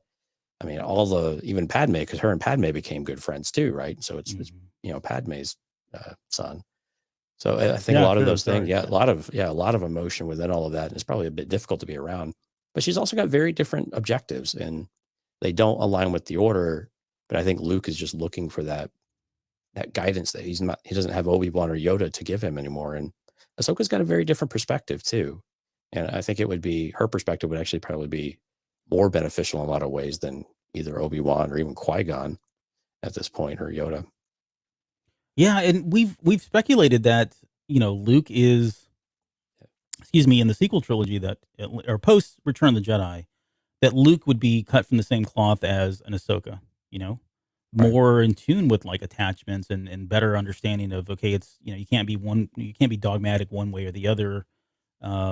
Echoing some of the stuff that we've seen in the High Republic, but It doesn't. In right now, at least right now, I don't. That's not the case. I really feel like Luke is still taking a very old school approach, and there's still something Yeah. that's going to happen and change him and change the way he thinks, even with everything that he's been through with his father. Right. I still think there's still something that's going to happen, and we'll talk about that maybe in another show. But I do wonder if if at some point he approached her and said, "Look, I need your help. We got to do this," and she gave him the line, maybe not directly, but "I'm no Jedi. Like you're barking up the wrong tree, dude. Like I've already gone this path. I've walked Right. away from them. I'm never coming back." And so then you got to feel like Luke Skywalker. He's got to feel very very alone at that point, Yeah. because here's somebody that's got lightsabers. Here's somebody that was my father's Padawan, and she can't help me because she's not a Jedi. And so what does that mean? Like, am I doing the right thing here? What does she know that I don't know? Why is she not a Jedi? I don't know if any of these conversations have happened, that's what I'm saying. I need to have some of that for my own. Well, and there's an self-evaluation. argument that Ahsoka's probably more Jedi-like, like historically, than a lot of the Jedi we've seen on screen, as well, because just the way that she is very disconnected, I think, emotionally from a lot of things, even what we see in Rebels and so on. So I think it's, in a lot of ways, she's probably more the personification about what the Jedi thought they were supposed to be, or perhaps were at one point. Yeah. And then she leaves him with the parting words of perhaps, like, no promises, bud. Right. I may see you, may not. But may the force be with you either way. Yeah. If I want you to do my laundry, maybe I'll show back up. Yeah. Yeah. He's an intern right now. Is kind of how That's I look at it.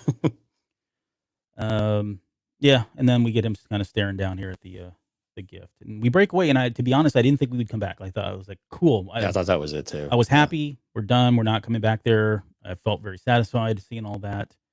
So we flip back over to Mando approaching Tatooine. More crotch cam there in space. He comes into Jabba's palace. I'm just flipping through this stuff because it's really not. Yeah. Have you noticed how difficult it is to get out of the N1 Starfighter? Yeah, I have. Yeah, watch he really Mando. struggles with it. Every time he comes out of it. And so, Very like, awkward. It I wish is. they wouldn't show it. I wish they would just cut. So it was, yeah. He's already out. So in reality, it's probably because it's hard to see in that stinking helmet, right? We've already heard that many times from every actor that's ever put that thing on. Well, he's got all that stuff on him too, and he's trying to find that one foothold Right, back there. Yep. Yeah. And then I thought, well, okay, in the universe of Star Wars, then maybe it's just he's not familiar with the N1, and you got to becomes muscle memory after a while. But it's like Chrysanthemum. Don't show him running. Just cut. Right, yeah. I mean, just edit just a little bit. Come on, guys. Half a second. Yeah. But there's the little bubble. It's beckoning for Just somebody taunting at you. Yeah. Fill me in with the little Grogu guy.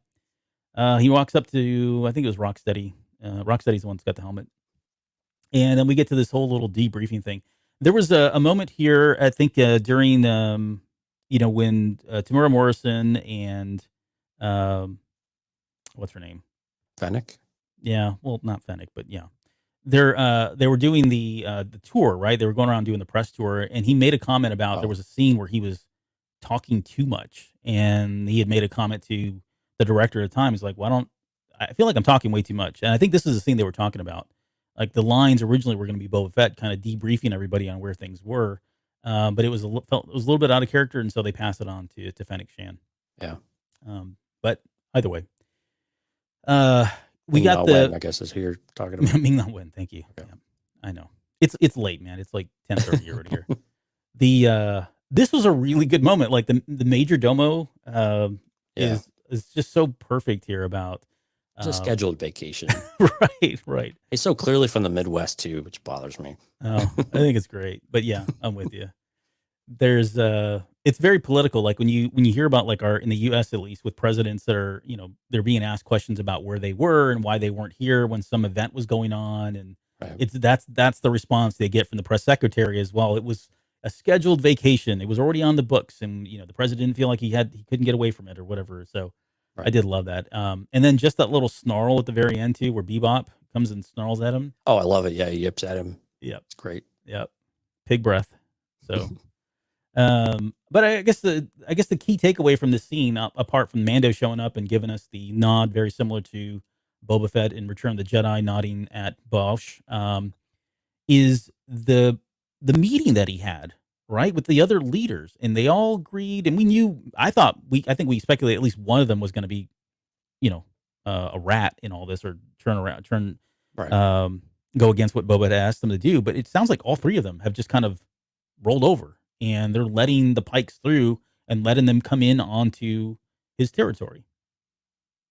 Not expected. Expected. Oh, yeah. I mean, it was curious that she turned it around though a little bit too, that they were just allowing this to happen, and that really kind of disconnected from the actual agreement that they all made. He wanted them to stand aside, but yeah. And again, someone still could probably create a problem for them though, I think, and it's probably likely to happen at some point still. But it seems like they got their handful at this point anyway, so I don't know that it's necessary for to muddy the waters further with the trained oceans or someone like that staying up and doing something dumb. Yeah. Here's Mando posing as the model masculinity form that he is. And then he gives a little nod there to Boba. Boba Fett kind of gives him a nod back, but it's very subtle. Yeah. Unfortunately. Chrysanthemum's looking at him too. I think you're going to need to ship Mando and Chrysanthemum now. Yeah, I'm going to ship those guys. There's and then Fennec mentions that Mando and Black K are the muscle now. So I read that and I thought, well, dang it, are we not going to get anybody else? They're the I know. enforcers. Yeah. What about IG-88? And what about no, I'm kidding. Bosk and all them. Well, no, Bosk could be. I imagine he'd be on the other side, but either way, it looks like that's going to be it. Yeah. Let's see. We get the mods. I got a theory about her a little bit later. About Drash? Yeah. Yeah. When we get to Cad Bane, I'll talk about that. Okay. So yeah, they all turn to look at Mando after he says that, hey, she says basically we need foot soldiers. We got all the pieces in place with the exception of foot soldiers, which is a very Teenage Mutant Ninja Turtle term. Yeah. And at this point we just need some more folks. And he's like, dude, I can help with that. I know where to go. Okay. He takes off and we get to this little shot here of these scavenging Jawas taking the skull of the crate dragon from Love it. Mandalorian season 2. It was good stuff. And it's funny too, because I swear to you, I love this shot, by the way. Yeah. That whole, kind of like the camera affixed to the wing, if you will, and it's kind of circling around. But there is one of the Jawas. It's not in the subtitles, but if you just turn the audio up and listen, one of them says Suka. So I don't know how they recognize him, and maybe maybe it wasn't really meant to be like a in your face kind of Easter egg, but right. One of them definitely goes Suka, which is the egg, right? Right. Yeah, from the Mudhorn. So they somehow one of them recognized him, which I thought was really cool. They're waving at him, and then he lands here in Mos Pelgo. Pelgo, yeah. Right. Wait, hold on. Yeah, Neil's got a good question. How the heck did those guys get the skull on top of there? I don't know. They're crafty. Maybe they dragged it onto a hill, and then the hill was at a steep incline, right? And so then they brought the sand crawler up to it, and then it was just kind of they were just kind of pulled it over with ropes. And maybe the sand crawler has cranes that come out of it in order to be able to pick it up and move it. Force sensitive Jawas. They use the force to lift it into the air. They use their Suka powers once they've had the egg. Suka powers. Albert the engineer. Hardly, but I'm kind of wacky. Here's the the deputy. Yeah, this new guy. My goodness, he causes all kinds of problems. Yeah, you're parking in the handicap spot. Get out. Yeah, he looks like a poor man's Christian Bale too. I don't know if you can see that in his face here. This was so like Texas thing to do, right? You can park somewhere and somebody's like, I don't know, you can't park here. You got to park out that way, or whatever. But very cool stuff. And then this is where, again, we get Cobb Vanth come in, and he does a really good job of, he makes that joke about, new guy. And it's like, man, is that an N1 starfighter? Like, it's just, I don't know. It was very natural. And, this is Filoni that did the dialogue. So, yeah, two guys fawning over a car. Yeah. It doesn't really happen often, but yeah. Yeah. But Mando's all concerned about him. Haven't seen you since since the last time. How you doing? Or how you doing without the armor, basically. He was like, I'm a lot more careful. He said more jumpy, which I thought was great. Because, I would be a little bit more jumpy, too, if I didn't have Mandalorian armor or Beskar to protect me from somebody getting shot. So, Yeah. and we get the question of where's the little guy, and he's like, oh, he went back with his family. He's like, oh, it's too bad. Now, Peli Motto did the same thing. She kind of made the same comment, although she then followed up that comment with, oh, we could have opened a petting zoo, which I think she was really kind of joking about. I don't But think she was joking at all. Maybe I think she was. But they are reminders to Mando about, man, did I really make the right decision here? Well, in the way that he responds, it sounds like we both lost something that we were fond of. Yeah. Yep. So I'm sure that didn't sit well with him, but he's gonna get in there. Look, what do you see in the shot? Some would say, the Marshal and the Mandalorian. I see an empty cockpit that needs a baby Grogu in it. I mean, it's like, oh my gosh, front and center. Look at it. I didn't Photoshop this. This thing is like right there. Put him in there already. They go back inside. It's like, can I buy you a drink so we could talk about your hair product, please? Yeah, I really want to know what your hair care regimen looks like. The only awkward part about this is he says, "Can I buy you a drink?" He doesn't really respond to him. He just like turns away and walks off. And I think if I were Mando, I'd be like, "Is that a yes? No? I guess we're going into the bar, so maybe it's a yes." Baby in the bubble. I like that. We need to call that the baby in the bubble. Okay, so they head in here, and immediately I was like, "Whoa!" They took not only did the Jawas scavenge some of the crate dragon, but looks like they use this for some interior decorations. Yeah, I love that. Looks great. Why put up a rack of horns when you can just put a whole rib cage up? Right. If you want to make a whole statement, whole rack of ribs right there underneath it.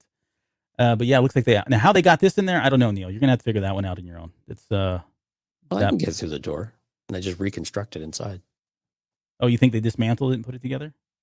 Yeah, why not? That's how they do dinosaur bones at the museums. Okay.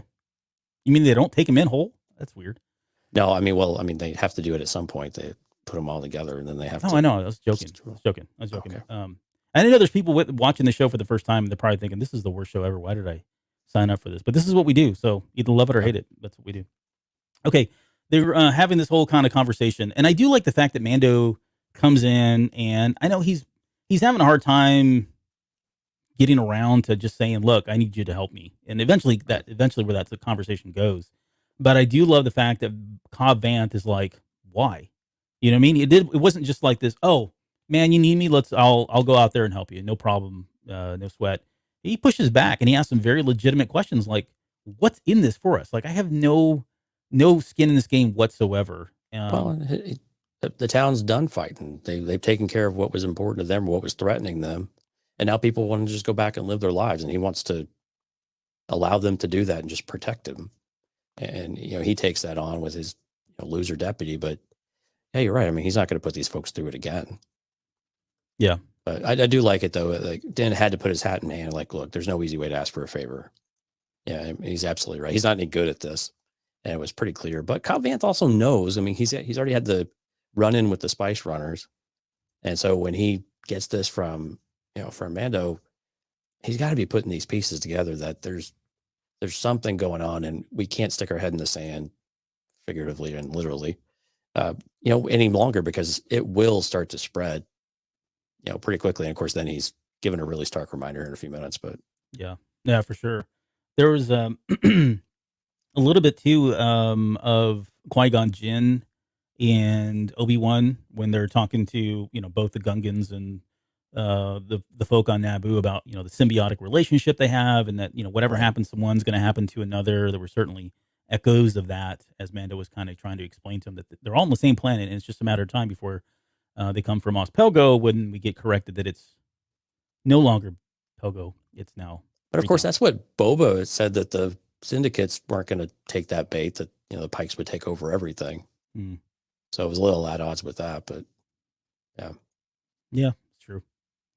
This is where we get it. Freetown. Mos Pelgo. Freetown. What are you talking about? Yeah. So for anybody that doesn't know, in the Aftermath novels, it was called Freetown. And when in season 2, when we visited Mos Pelgo, I wouldn't say I was upset, but I was disappointed that it wasn't called Freetown. But see, just had to wait. We have rectified that situation. It makes a matter of time. Yeah, they're like a new town. They're rebranding themselves. Rebranding, yep. City's going through a lot of renovation right now. Right. By the way, speaking of renovation, Josh says they built the bar around it, meaning the ribs. Which I love the idea that they tore down the entire bar, put the ribs in, and rebuilt it right around it. So I am down with Maybe that. there are big garage doors down at the very end of it. You just don't see it. Yeah, the bay doors. Yeah. Okay. So Cobb Vanth says, "Look, I'll see what I can do," kind of thing. Here are these guys looking very skeptical about whether or not this is the right deal. I forget the Weequay's name. Did they ever give a name? I don't think so, because he just calls him Weequay at the Yeah. bar. And he had one in the novels, but I don't remember what that name was now. Shame on me. This is where was there was something he said here on this shot that I really enjoyed about, that's that big smile. See, that's what I like about you. Yeah, that big smile lets you get away with anything. Yeah, which I thought was really good because you can't see a smile. And this was in response to him saying, "Look, I didn't think you were one to back down from bullies." So he's almost challenging him, like, "You're the big, bad, what around here, and put your money where your mouth is." Right. Poking him with the stick a little bit. Yeah, exactly. But I think it was enough. It was enough that was what kind of pushed at least Vanth to say, "Okay, well, at least bring it to the team." I don't know about that, because then he says, "Look, there's no easy way to ask for a favor," and I think that's where he softened up. And the other stuff he probably took more of that into account. But I think it was when he said, "Look, I really need your help," basically. And Cobb Vanth understands how difficult that would be for this particular person, and probably Mandalorians in general. Yeah. So they head back outside. Mando takes off, and this is where he tells them, "Hey, let's get anybody that can, if you're within the sound of my voice and you're able to carry a rifle and fight, men, women, children, whatever, round them up. We're going to have a meeting." And he does say that whatever he's going to tell them is probably going to be enough to convince the townsfolk. So I would imagine it's just a lot of what Mando said, but it's already on our doorstep. This is what I encountered, yesterday. Exactly. Yeah, I would imagine he's going to recall that incident and the encounter and what that's going to look like long term if they don't do nothing. They can't just sit here and idly expect it to go away. Right. It's just going to continue to get worse.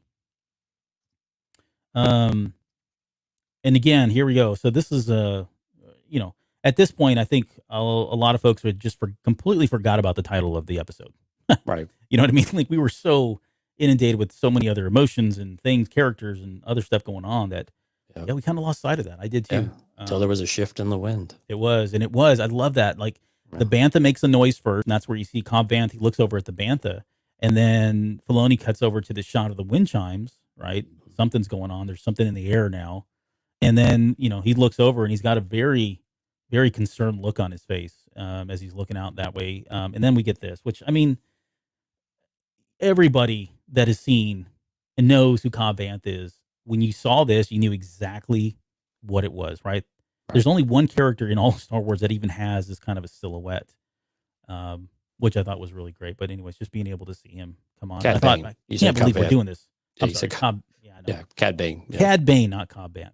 Cad Bane. Didn't think we were going to see him ever. I think we talked about it and we speculated that he would, and we wanted him and all that, but it just felt like it wasn't going to happen. And this was a great way to introduce him, though. I really liked how this worked. Is they hired him to go and put him down, knowing that things were starting to escalate.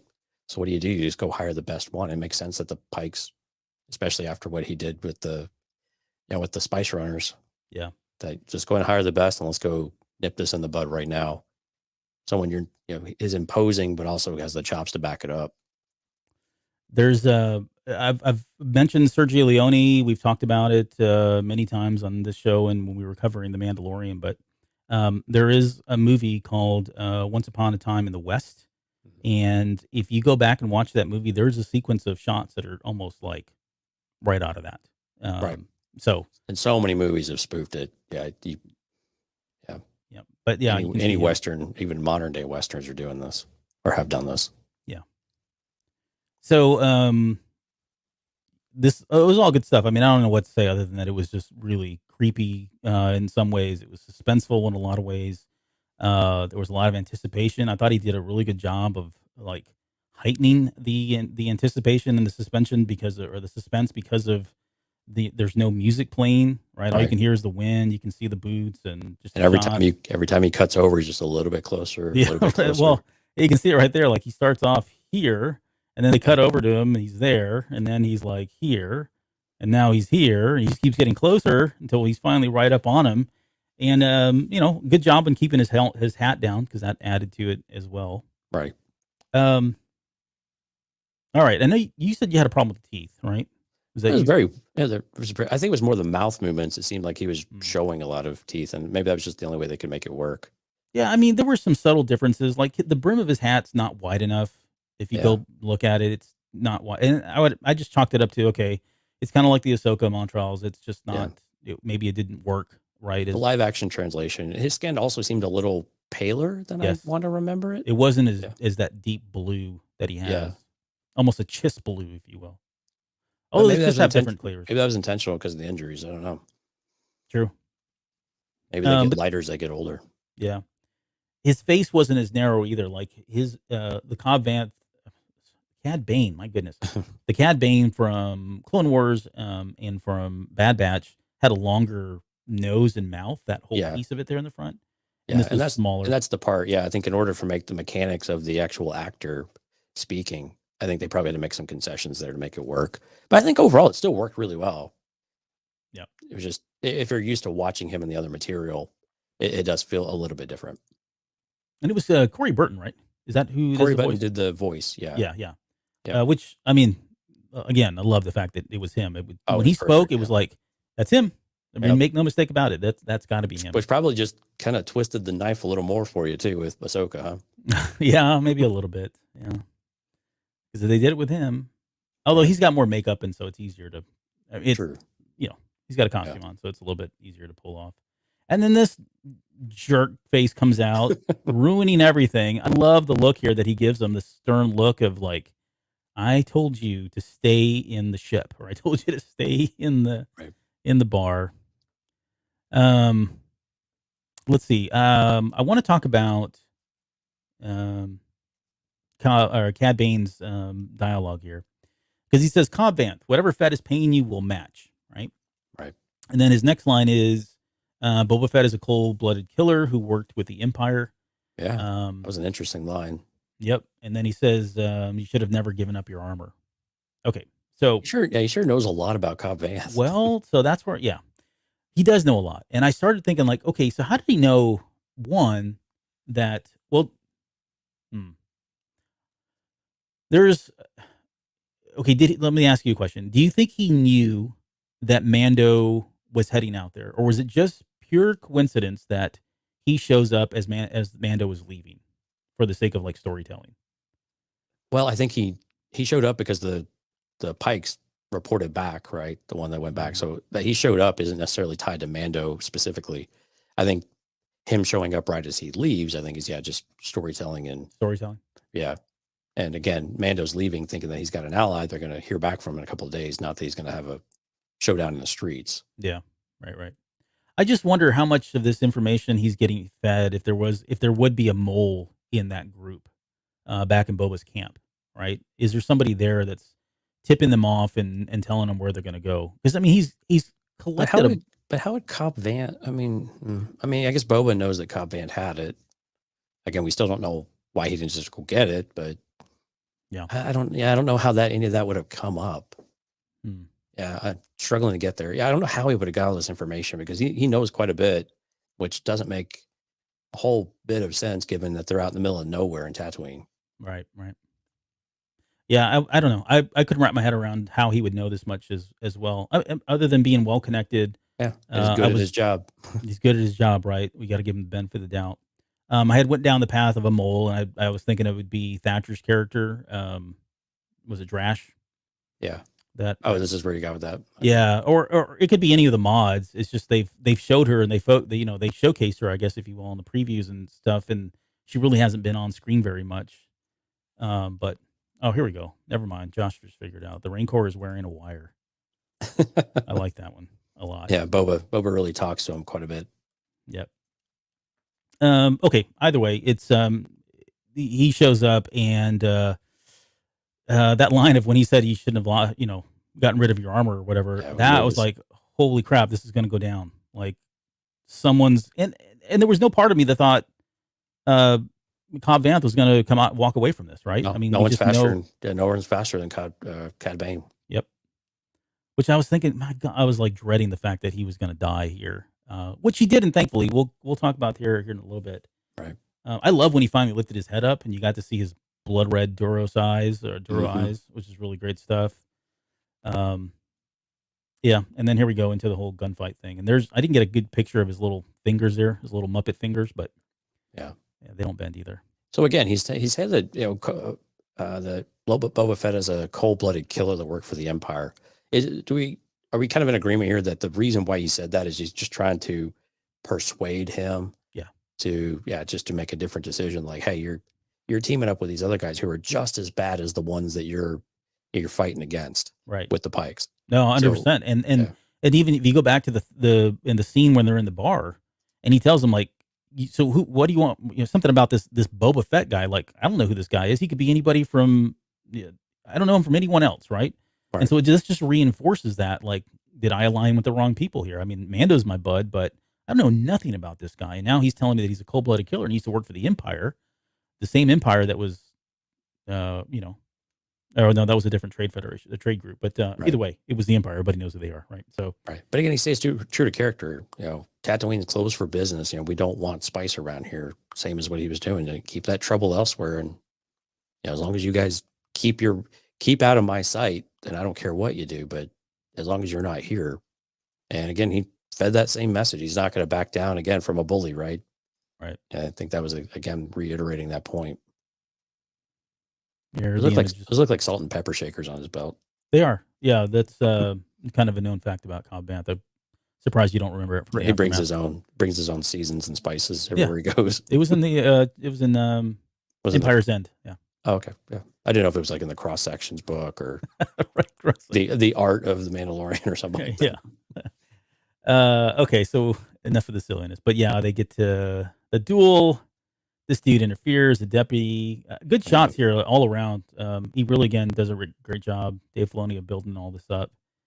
And here's the shot. So I know there was a lot, and I think a lot of the folks that I saw that were talking about whether or not Cobb Vanth was dead after the thing premiered at 2 a.m. Central have now come back and said, okay, no, he wasn't dead. We just, didn't look at it closely. Yeah, we overreacted, jerk kind of thing. But maybe I just saw it better, but I knew right away, A, they're not going to kill Cobb Vanth. But, exactly. B, it was clearly, to me, it clearly seemed like a shoulder shot, but I just probably got lucky with the way I watched it. Yeah, it didn't make sense. It wouldn't make, narratively, it would make no sense to kill Cobb Vanth off. Right. And I'll just leave it at that because I could get on a soapbox for that one. But sorry, we're going to. No, I was going to also say that he just made the deputy look like a chump. I mean, he got that shot off, and the other guy still hadn't even got the gun out of his holster before he's already lighting him up. Yeah, this is Vanth calling his shots too. He took his right shoulder out, which is his shooting hand. So there's no way he's picking that pistol up. And then he's got another guy to contend with, and he just unloads on this guy. I mean, he took, I don't know, 5-6 shots at least. Yep. Before the sucker was even able to get his blaster out in time. I don't think he ever did. No, I think he was still struggling. I can't remember if he was or not, but yeah, it wasn't even a fair fight. Yeah. And of course, nobody helps. The whole town's there, but nobody decides to. I mean, what are they going to do? Shoot him. They don't probably have weapons. Well, not many weapons, and they all went inside. So all the people live, I think, on the outskirts. I think I just expect too much, but yeah. You might, yeah. But he puts everyone on notice, right? Yeah, he does. As long as the spice keeps running, everyone's fine. No one's gunning. That's what he says. Right. As long as the spice is running, no one's gunning. He says, no, everyone will be left alone. He turns off, walks away into the sunset.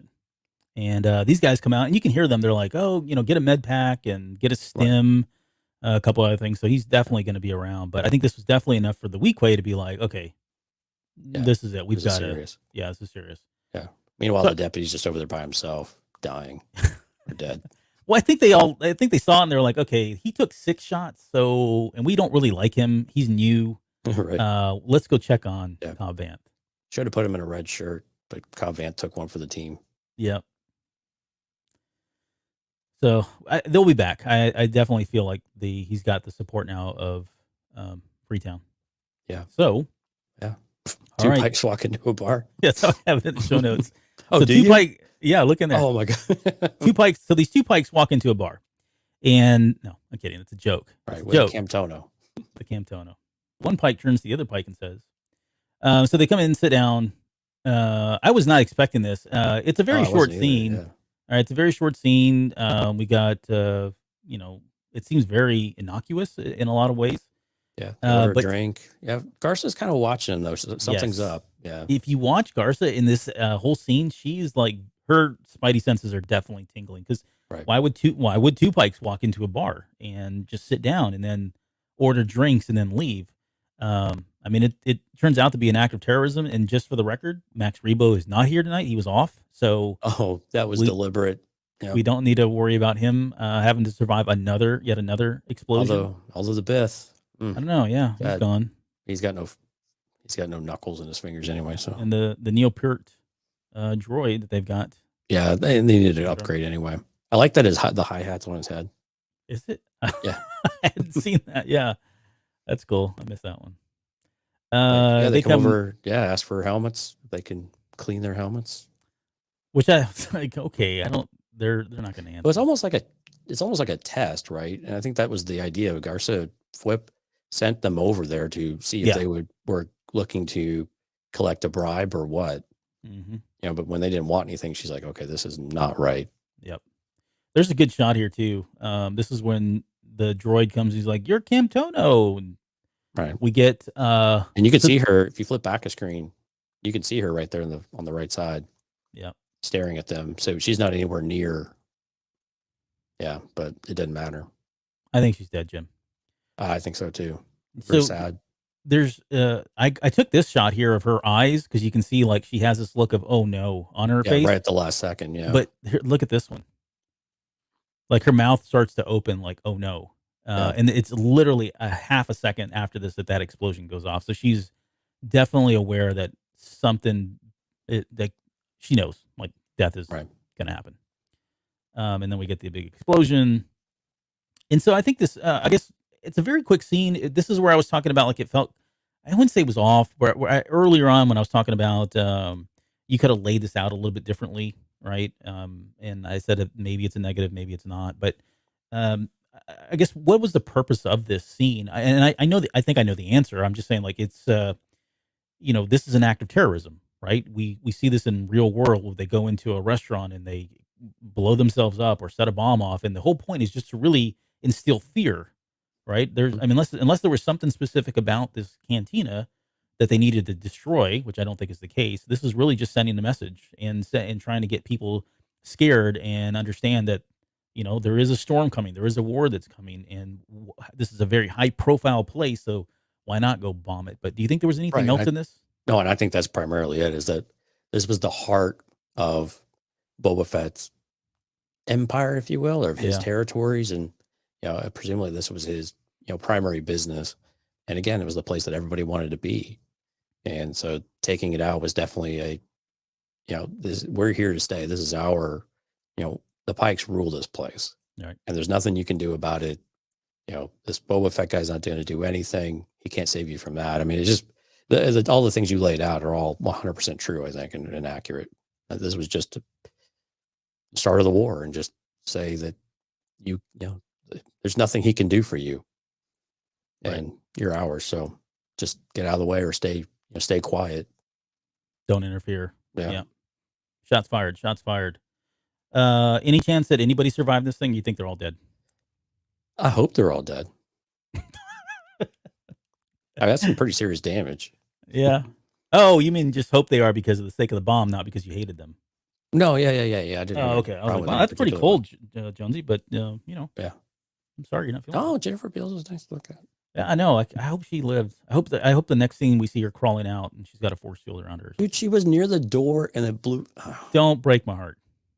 But of course, you didn't grab the sequence here, where the way that they do the wipe, you go from the fire to the hut, to the temple. Yeah, I didn't catch that.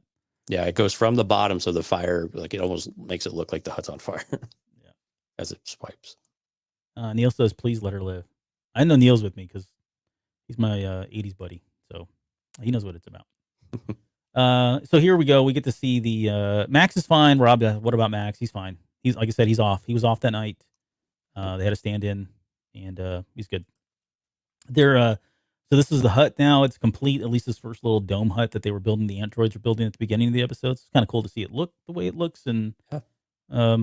yeah, I don't know. It's hard to tell whether or not this is that planet. And I know it has a name, and I cannot freaking think of the name right now. But inside, we get these last shots where there's not a lot of dialogue, right? It's just really kind of him and Grogu, Luke and Grogu, kind of at first, anyways, sitting there in meditative stance, and this is where he pitches this whole concept of okay, here's the armor, Here's your mithril armor. Yeah. yeah. Mithril, where's Lauren? Right. Because I messaged her as soon as it happened. I was like, you need to watch it because I got to send you a little meme. But it's almost like right out of that. And we talked about whether or not it would be chainmail versus ringmail. This is definitely chainmail. It's not ringmail. So Right. if anybody's wondering. So he basically tells them he's got a choice that he can either take the chainmail, which he starts to make an effort. I don't know if I got it yet. Like right here, Grogu starts to get up, like he's going to move towards it and pick it up. And then he tells him, but wait, there's more. And that's when he opens up this little door number 2. Yeah, in the box. And then we get the lightsaber. That was Yoda's, maybe, allegedly, retconned, whatever. He ignites it. I wasn't trying to capture this, but it came out perfectly. But you can see his little eyes there. He's so excited about it. Like, whoa, this is mine. Like he says, like, I'm going to give you this lightsaber. Yeah, I would definitely give that to a kid. Nothing Right. wrong happened. Yeah. Well, I mean, look at the Padawans. They were using them, or the down in the younglings that were training. Yeah, but those were, but they had an explanation for that. Well, You could turn them to like training mode or something like that. did they really? I don't remember that. Okay. Yeah, you could turn the intensity down or something. So it's They only just like a stunned you. 3rd degree burn as opposed to severing a limb. of some Exactly. sort. Yeah. Oh, You okay. just make sure you're wearing your PPE and you'll be all right. Right. You're fine. Yeah, but he explains this is the lightsaber of his teacher, Master Yoda, and that he wants to bestow it upon him. Basically, he says, "Look, dude, now you got to make a choice, right? Do you want to stay with me or go with him?" He tosses in this whole line about you need to understand that you're going to live a very long time, and you may not see the Mando again if you come over here, right? He doesn't say you won't. He just says you may not see him again, because he's really got to dedicate his life to it, and he's got to dedicate a long period of time to master the Force, and that amount of time may be greater than somebody like Mando would live, right? So Right. he's just being honest with them, I guess. I mean, laid it on pretty thick though, because he's like, you're forsaking the ways of the Jedi if you choose to go with your friend. Yeah, And he lays that one out there pretty clearly, in several sentences to make sure that it's very, very articulated that there's no coming back once you go down that path. yeah. He says you're going to give into attachment too. Right. We got time, and I do want to talk about this here in a little bit because I don't know. I can see both sides of it, and I don't really have a strong opinion one way or the other. I think there's a piece of me that feels like, Luke is being very earnest and sincere about what he's doing here. He's given him a choice, and we're going to get into that. We'll pick at that here in the Patreon episode, but he is giving him a choice. And you think about like Padawans in, prequel trilogy and all that, or even High Republic era, they really weren't given a choice, right? They were identified as being Force sensitive. The Jedi would come in, pretty much take their kid away and say, "Look, we'll be back later. You'll never see this kid again, but he's going to go on to do better things for the betterment of the galaxy." So in a lot of ways, the Padawans never did have a choice, and it does feel like Luke is of that old school mentality of, "Hey, we're going to teach you young. You're going to have to fully dedicate yourself. You're going to have to cut off your attachments," and all this kind of flies in the face of, to some extent. It does. I can see the argument if it does fly in the face of what his father went through, and ultimately what saved his father. Right? It was the attachment. It was the love for his father that ultimately set him free and brought down the Empire. So I can see where people are having a problem with that as a disconnect. But we got to remember where Luke is in this timeline, right? Right. And where he is mentally. And we talked a little bit earlier about his teachings, and this is the first time he's doing it. There are things that are probably still yet to occur, still yet to happen, that are going to start churning shaping him a little bit differently. Right. But And you have to what do almost you got? wonder if he's overextending himself, because this is why Ahsoka didn't want to train Grogu, was that he was older. While he had training, he's been away from it, and he's got a lot of conflicting emotions. He's afraid, he's angry, and he's confused. He can't remember apparently some things. Because I think Ahsoka said that to us in Mando season 2, right? But so yeah, to Luke's point, I think that you hit it around the head though. He is trying to stick to the regimen of, okay, this is what Jedi teaching is supposed to be, even though everything I've done my entire life is completely flies in the face of all of that. But those were desperate times, right? There's an excuse for it. Those were desperate times and desperate measures. And that might be very, very true, but the old ways didn't exactly work out all that well all the time either. Mhm. And so again, he's not quite mature enough, but this is where it would be helpful to have some sort of context with what him and Ahsoka have been talking about. Yeah. If what has she shared, and what her journey looked like and what she saw with Anakin, those stories might help a little bit too. But I think he's also just so eager to have a first student, and one that appears so young, even though Grogu is 50 or so, right? Right. And so I think this is something that he's so eager to get started and to do it, and it's right in front of him.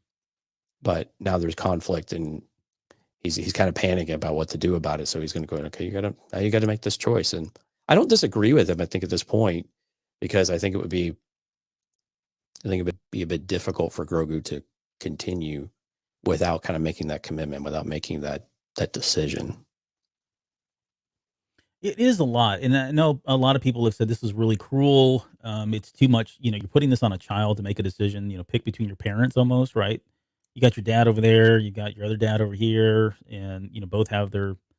There's positives in both, and you're pretty young, but we're gonna allow you to make a choice. And I mean, I'm not gonna argue whether or not it's the right thing to do, given he is young, because he doesn't know some things, like you said. Right. He's probably not in the right mindset or mind frame right now either. But again, you have two starkly different cultures. Yeah.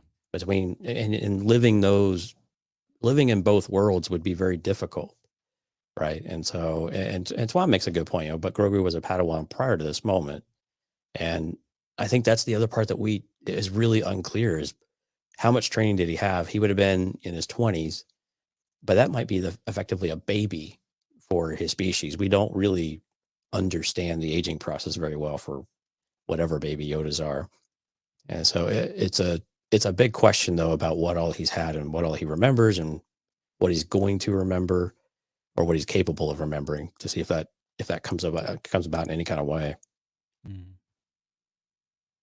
There's also, we got to keep in mind that there's very likely going to be scenarios once the temple's built and Luke starts bringing in students, that it's through that, right? It's, even though, yes, I know he's had the experiences and he should be very conscious of that, and that should be what is ultimately kind of driving this new direction of the Jedi, but I don't think he's there yet. I think he's really, again, in a very innocent place where he feels like, hey, Yoda and Kenobi and all the teachings, and I've got all this material now, and they're all relying on me to kind of just pick this mantle up and keep it going, kind of thing. And I think that's what he's going to very, very much what he's trying to do. I think through the process of bringing in new students and training, and I think he's going to start realizing that, wait a minute, maybe this isn't, it can't be as rigid, and maybe attachments are okay, as long as there's certain guidelines around him and stuff.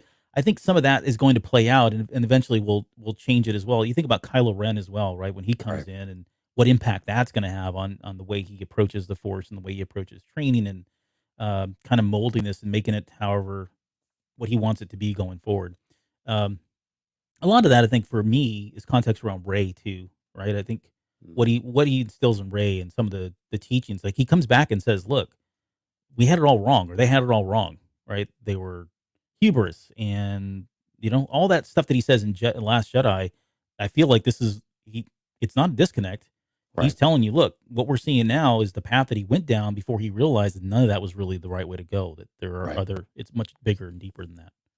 Yeah, which is going to be, I think, difficult for people to Reconcile? kind of take. It's going to open some old scabs, I think. Yeah, Those old wounds are going to come out, and we're going to have another Luke Skywalker issue in Star Wars. Yes, I can't wait. It's gonna be so much fun. Um, so there was one other thing that I want to talk about just quickly on this Luke decision, and it kind of escapes me now. Oh, so I guess he tells him which do you choose, and I mean we all knew this was going to be the cliffhanger because Right. that's what they would do to us, and they leave us kind of wondering. This poor little sap. Look at him; he has no idea what to do. To Right. be honest, so he's definitely conflicted by it. But let's say, I guess for the sake of it, if he chooses one or the other, how do you see it happening? Like, if he chooses the lightsaber and he sticks around, do you see him coming back at all in the next episode?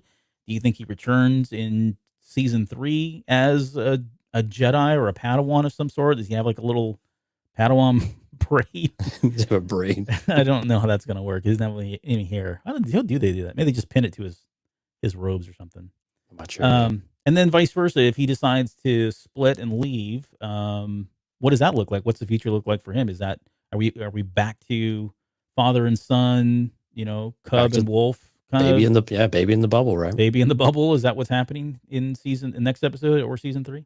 Well, I mean, that's the big question, right? If he shows up at the end of Book of Boba in the next episode, then we clearly know the answer because Luke is taking him back to him, presumably.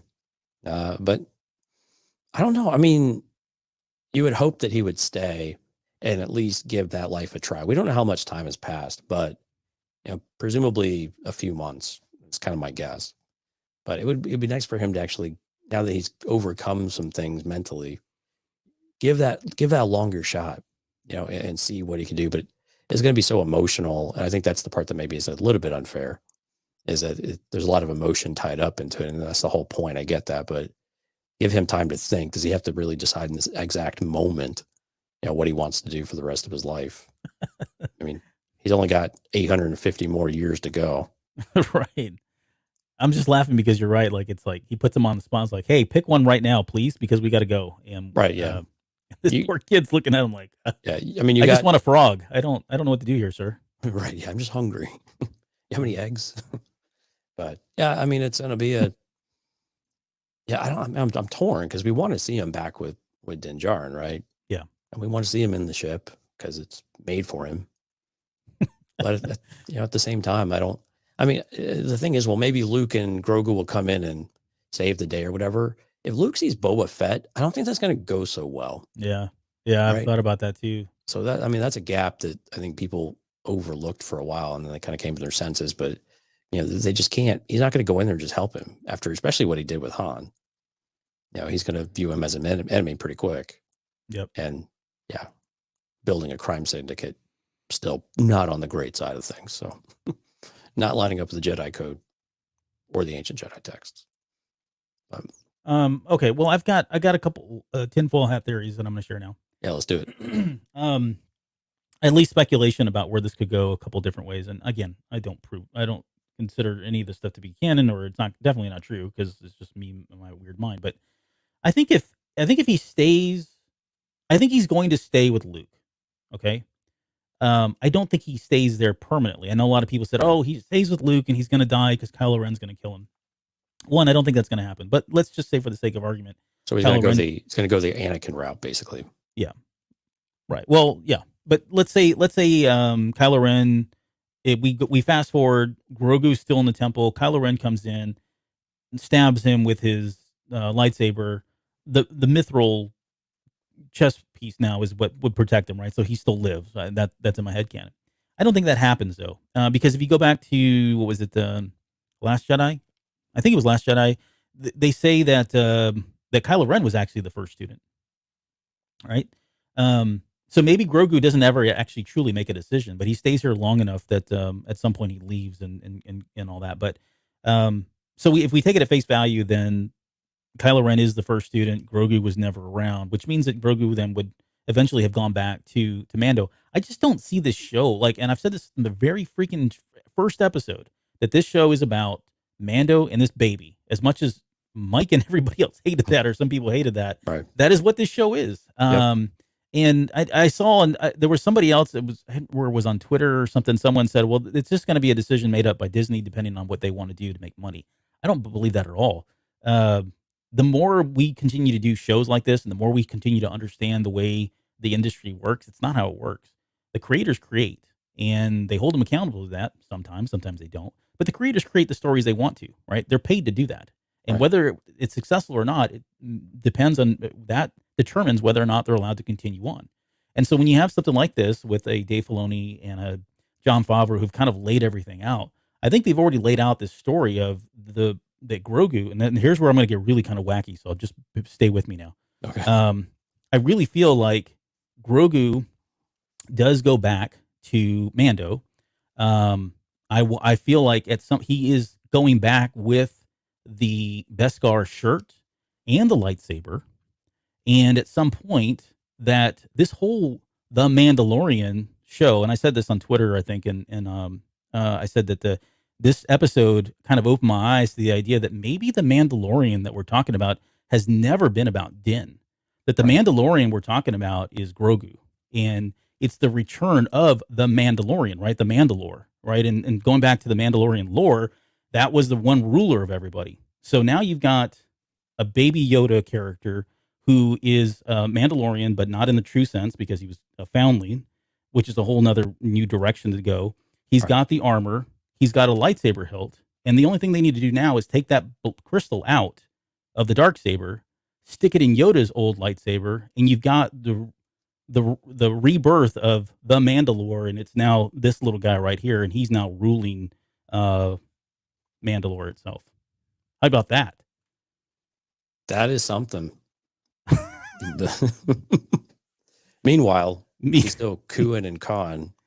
Well, I mean, later, right? I mean, it's not like immediate, later down the road, because he's, by the time he's like that would be a way to explain why Grogu's not around in the sequel trilogy, because he's still young, ruling Mandalore, rebuilding Mandalore with Din Djarin and everybody else, and so they can't get involved because they've got a lot of stuff that they're rebuilding. So we don't see him as the true Mandalore, as the next Tar Vizsla, until 100 years from now, which is well beyond the Rise of Skywalker timeline.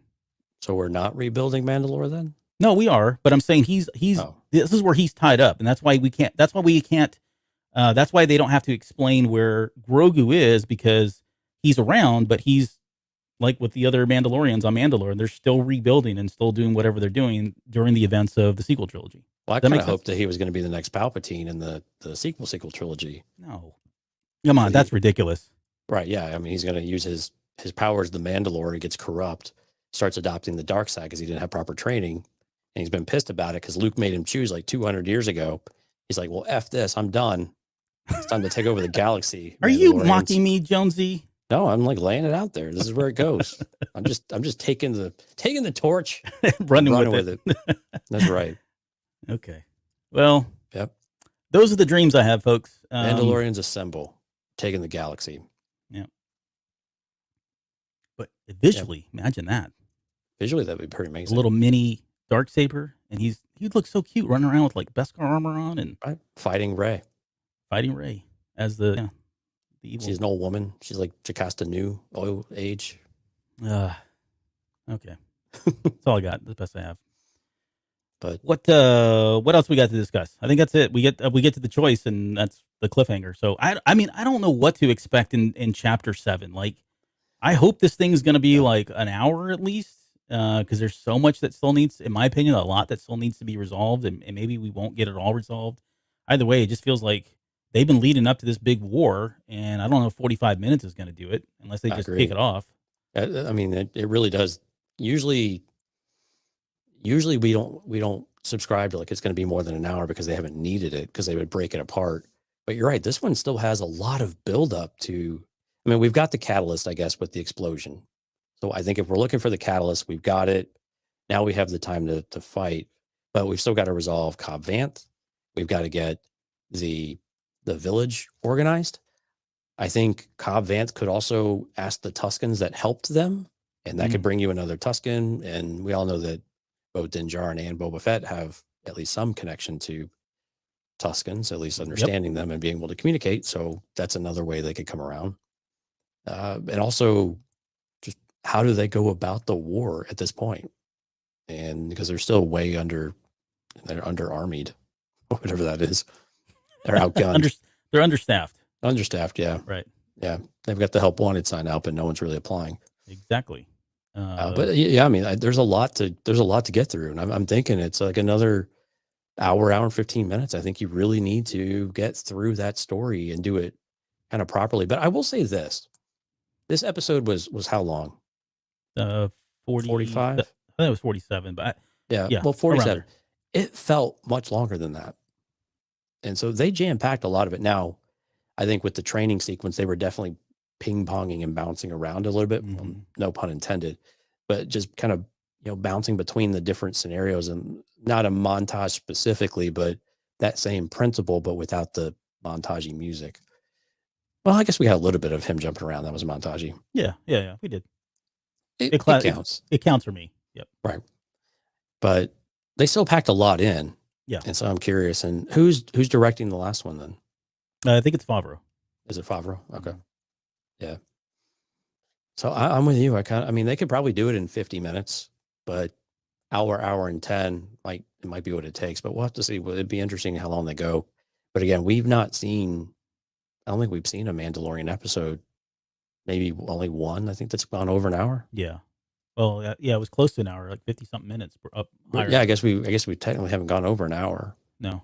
So I don't see that starting, even though it kind of feels like it could or should. It should, right.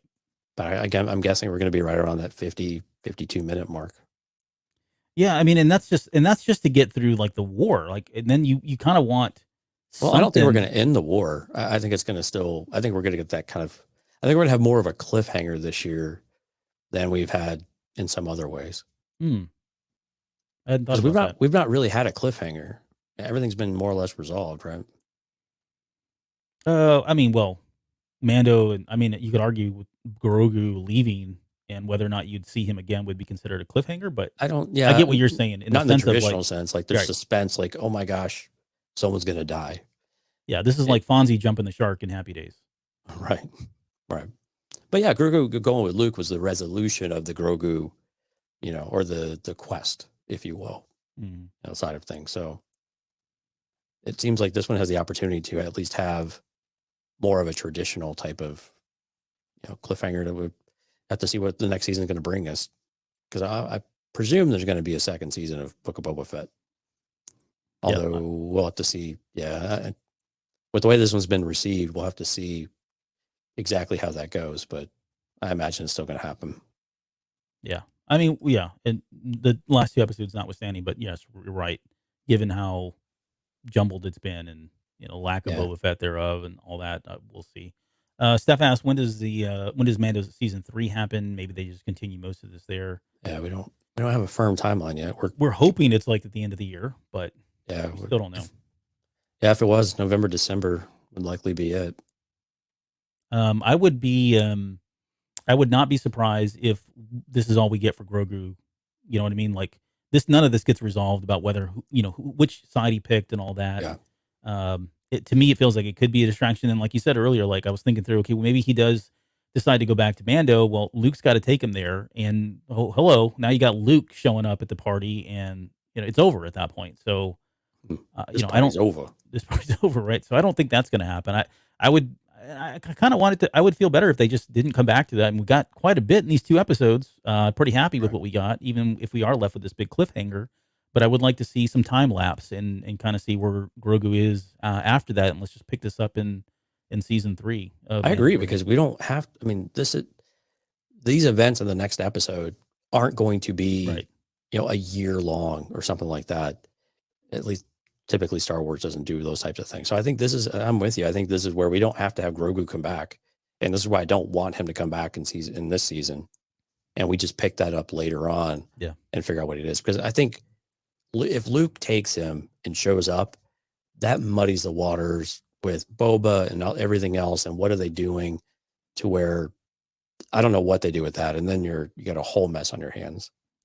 And I don't think Ahsoka's going to be taking him back, because it seems like she's gone and he doesn't have her number. Yeah, she gave him the wrong digits. So sorry, Luke.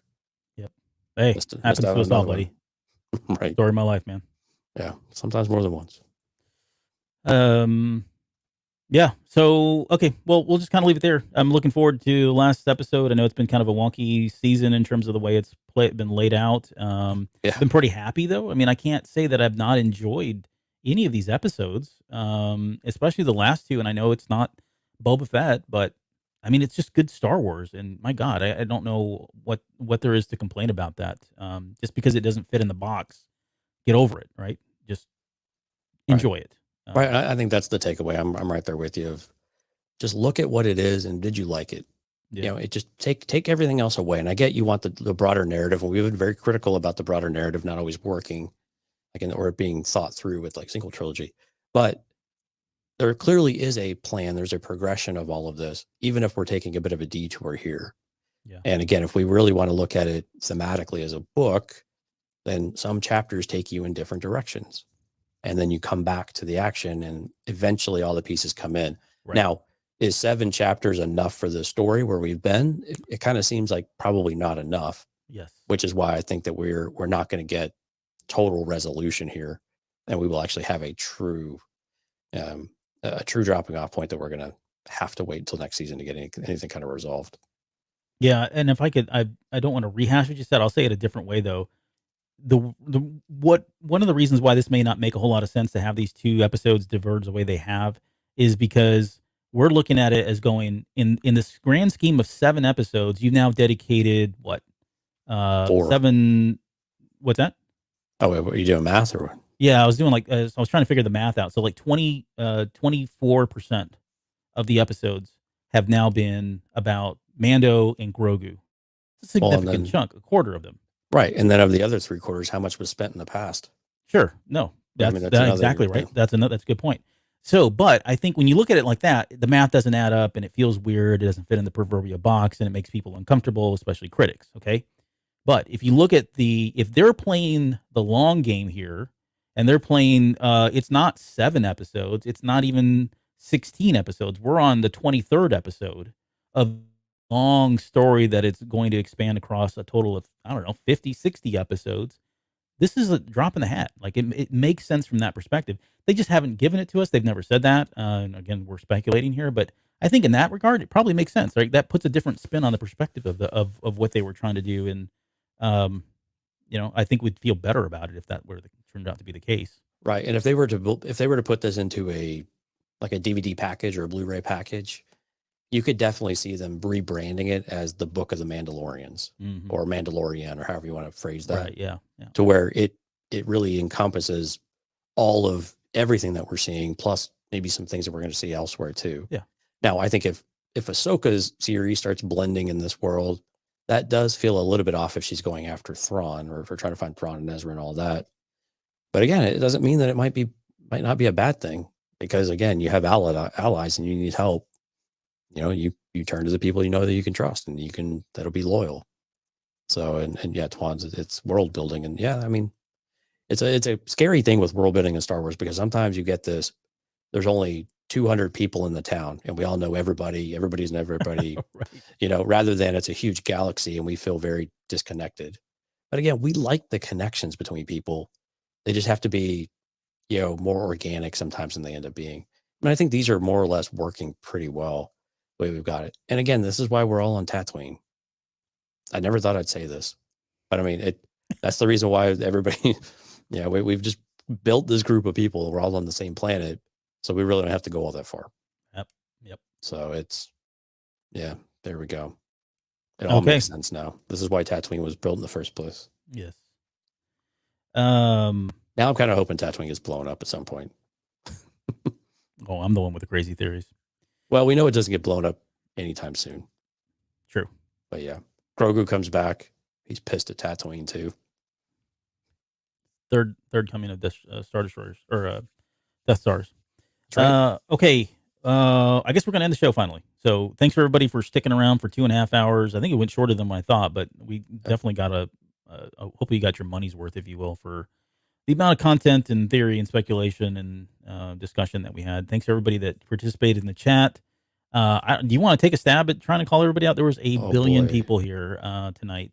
Yeah, we had some new folks too, and I think I want to call out some of the new folks. We had a lot of the regulars here, so thank you guys for all showing up. Jonathan showed up again from last week. Rob, William, of course, Stefan, Dante, Neil was out. Thanks for showing up, Neil. Lauren, Ash, Dark Tower, Risk, Alex. Goodness, there were some other folks later on. I'm trying to find them here so I don't forget them. I know this is terrible radio. Kathy. Now we had some spammers. Sorry about that. Keaton Haas, new folk there.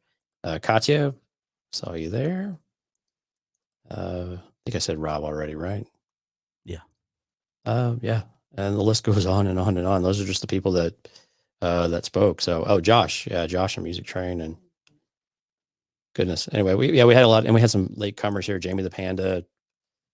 Goodness. Michael Cervantes. Who else? Man, I'm trying to get through this whole list. Now I feel bad. Now I'm going to leave someone off. They're going to be like, but I was there too. We need to hire somebody. Qui-Gon Jay showed up. Yeah, there. We need someone to like take names and then just post it. Yeah, and then we just paste the list so we can read it all off at the very end. I think I'm getting towards the bottom list. I think I got most. Oh, headless Ned Stark. Oh, yep. That one hits me deep, man. That one hurts. But first time seeing that name, so. All right, I think I got everybody that at least chatted. So, and we had a great crowd tonight too. So, appreciate everyone tuning in. And again, why don't you plug Patreon one more time? I don't know any of these things. Patreon, no, what we're going to talk about, patreon.com. Okay, yeah, okay. I was like, this is your job, not mine. Okay. Yeah, so we're going to, for Patreon this weekend, I think Sunday, we're going to shoot for a recording. Very similar to what we did last week. We're going to talk about the whole concept of free will versus choice. Get into more discussion about what Luke was trying to do in offering those choices, whether it was sincere, whether it was not.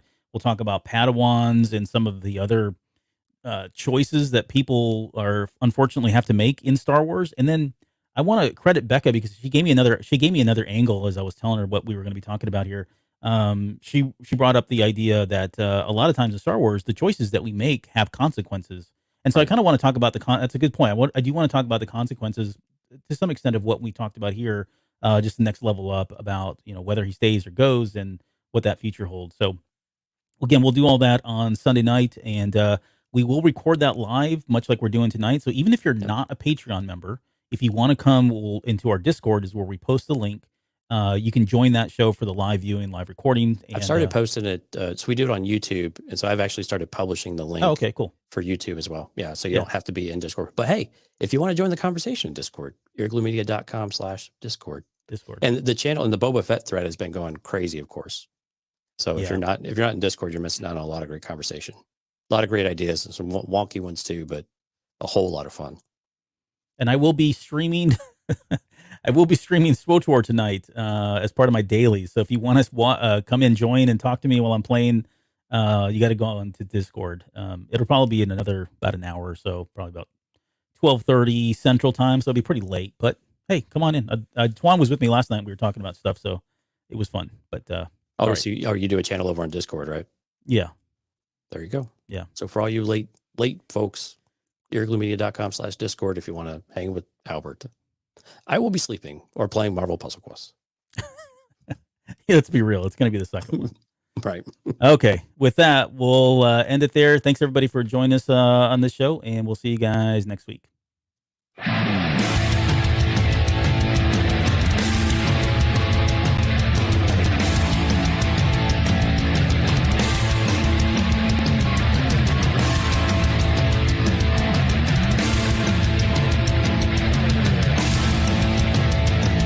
You're still listening? Wow, that's amazing. Well, I'm here to give you the disclaimer. Normally we do a big, long, drawn-out disclaimer thing saying what's what and who's what and all that other stuff, but I think you guys kind of know that Lucasfilm and Disney have no affiliation with us at all, and we have none with them. We talk about Star Wars, which is their property and all that other good, fun stuff, but I think you can tell which is our stuff and which is their stuff. If you can't, well, then send a lawyer to send an email to me, and I'll be glad to chat with them. Other than that, you know what's what, so that's your disclaimer.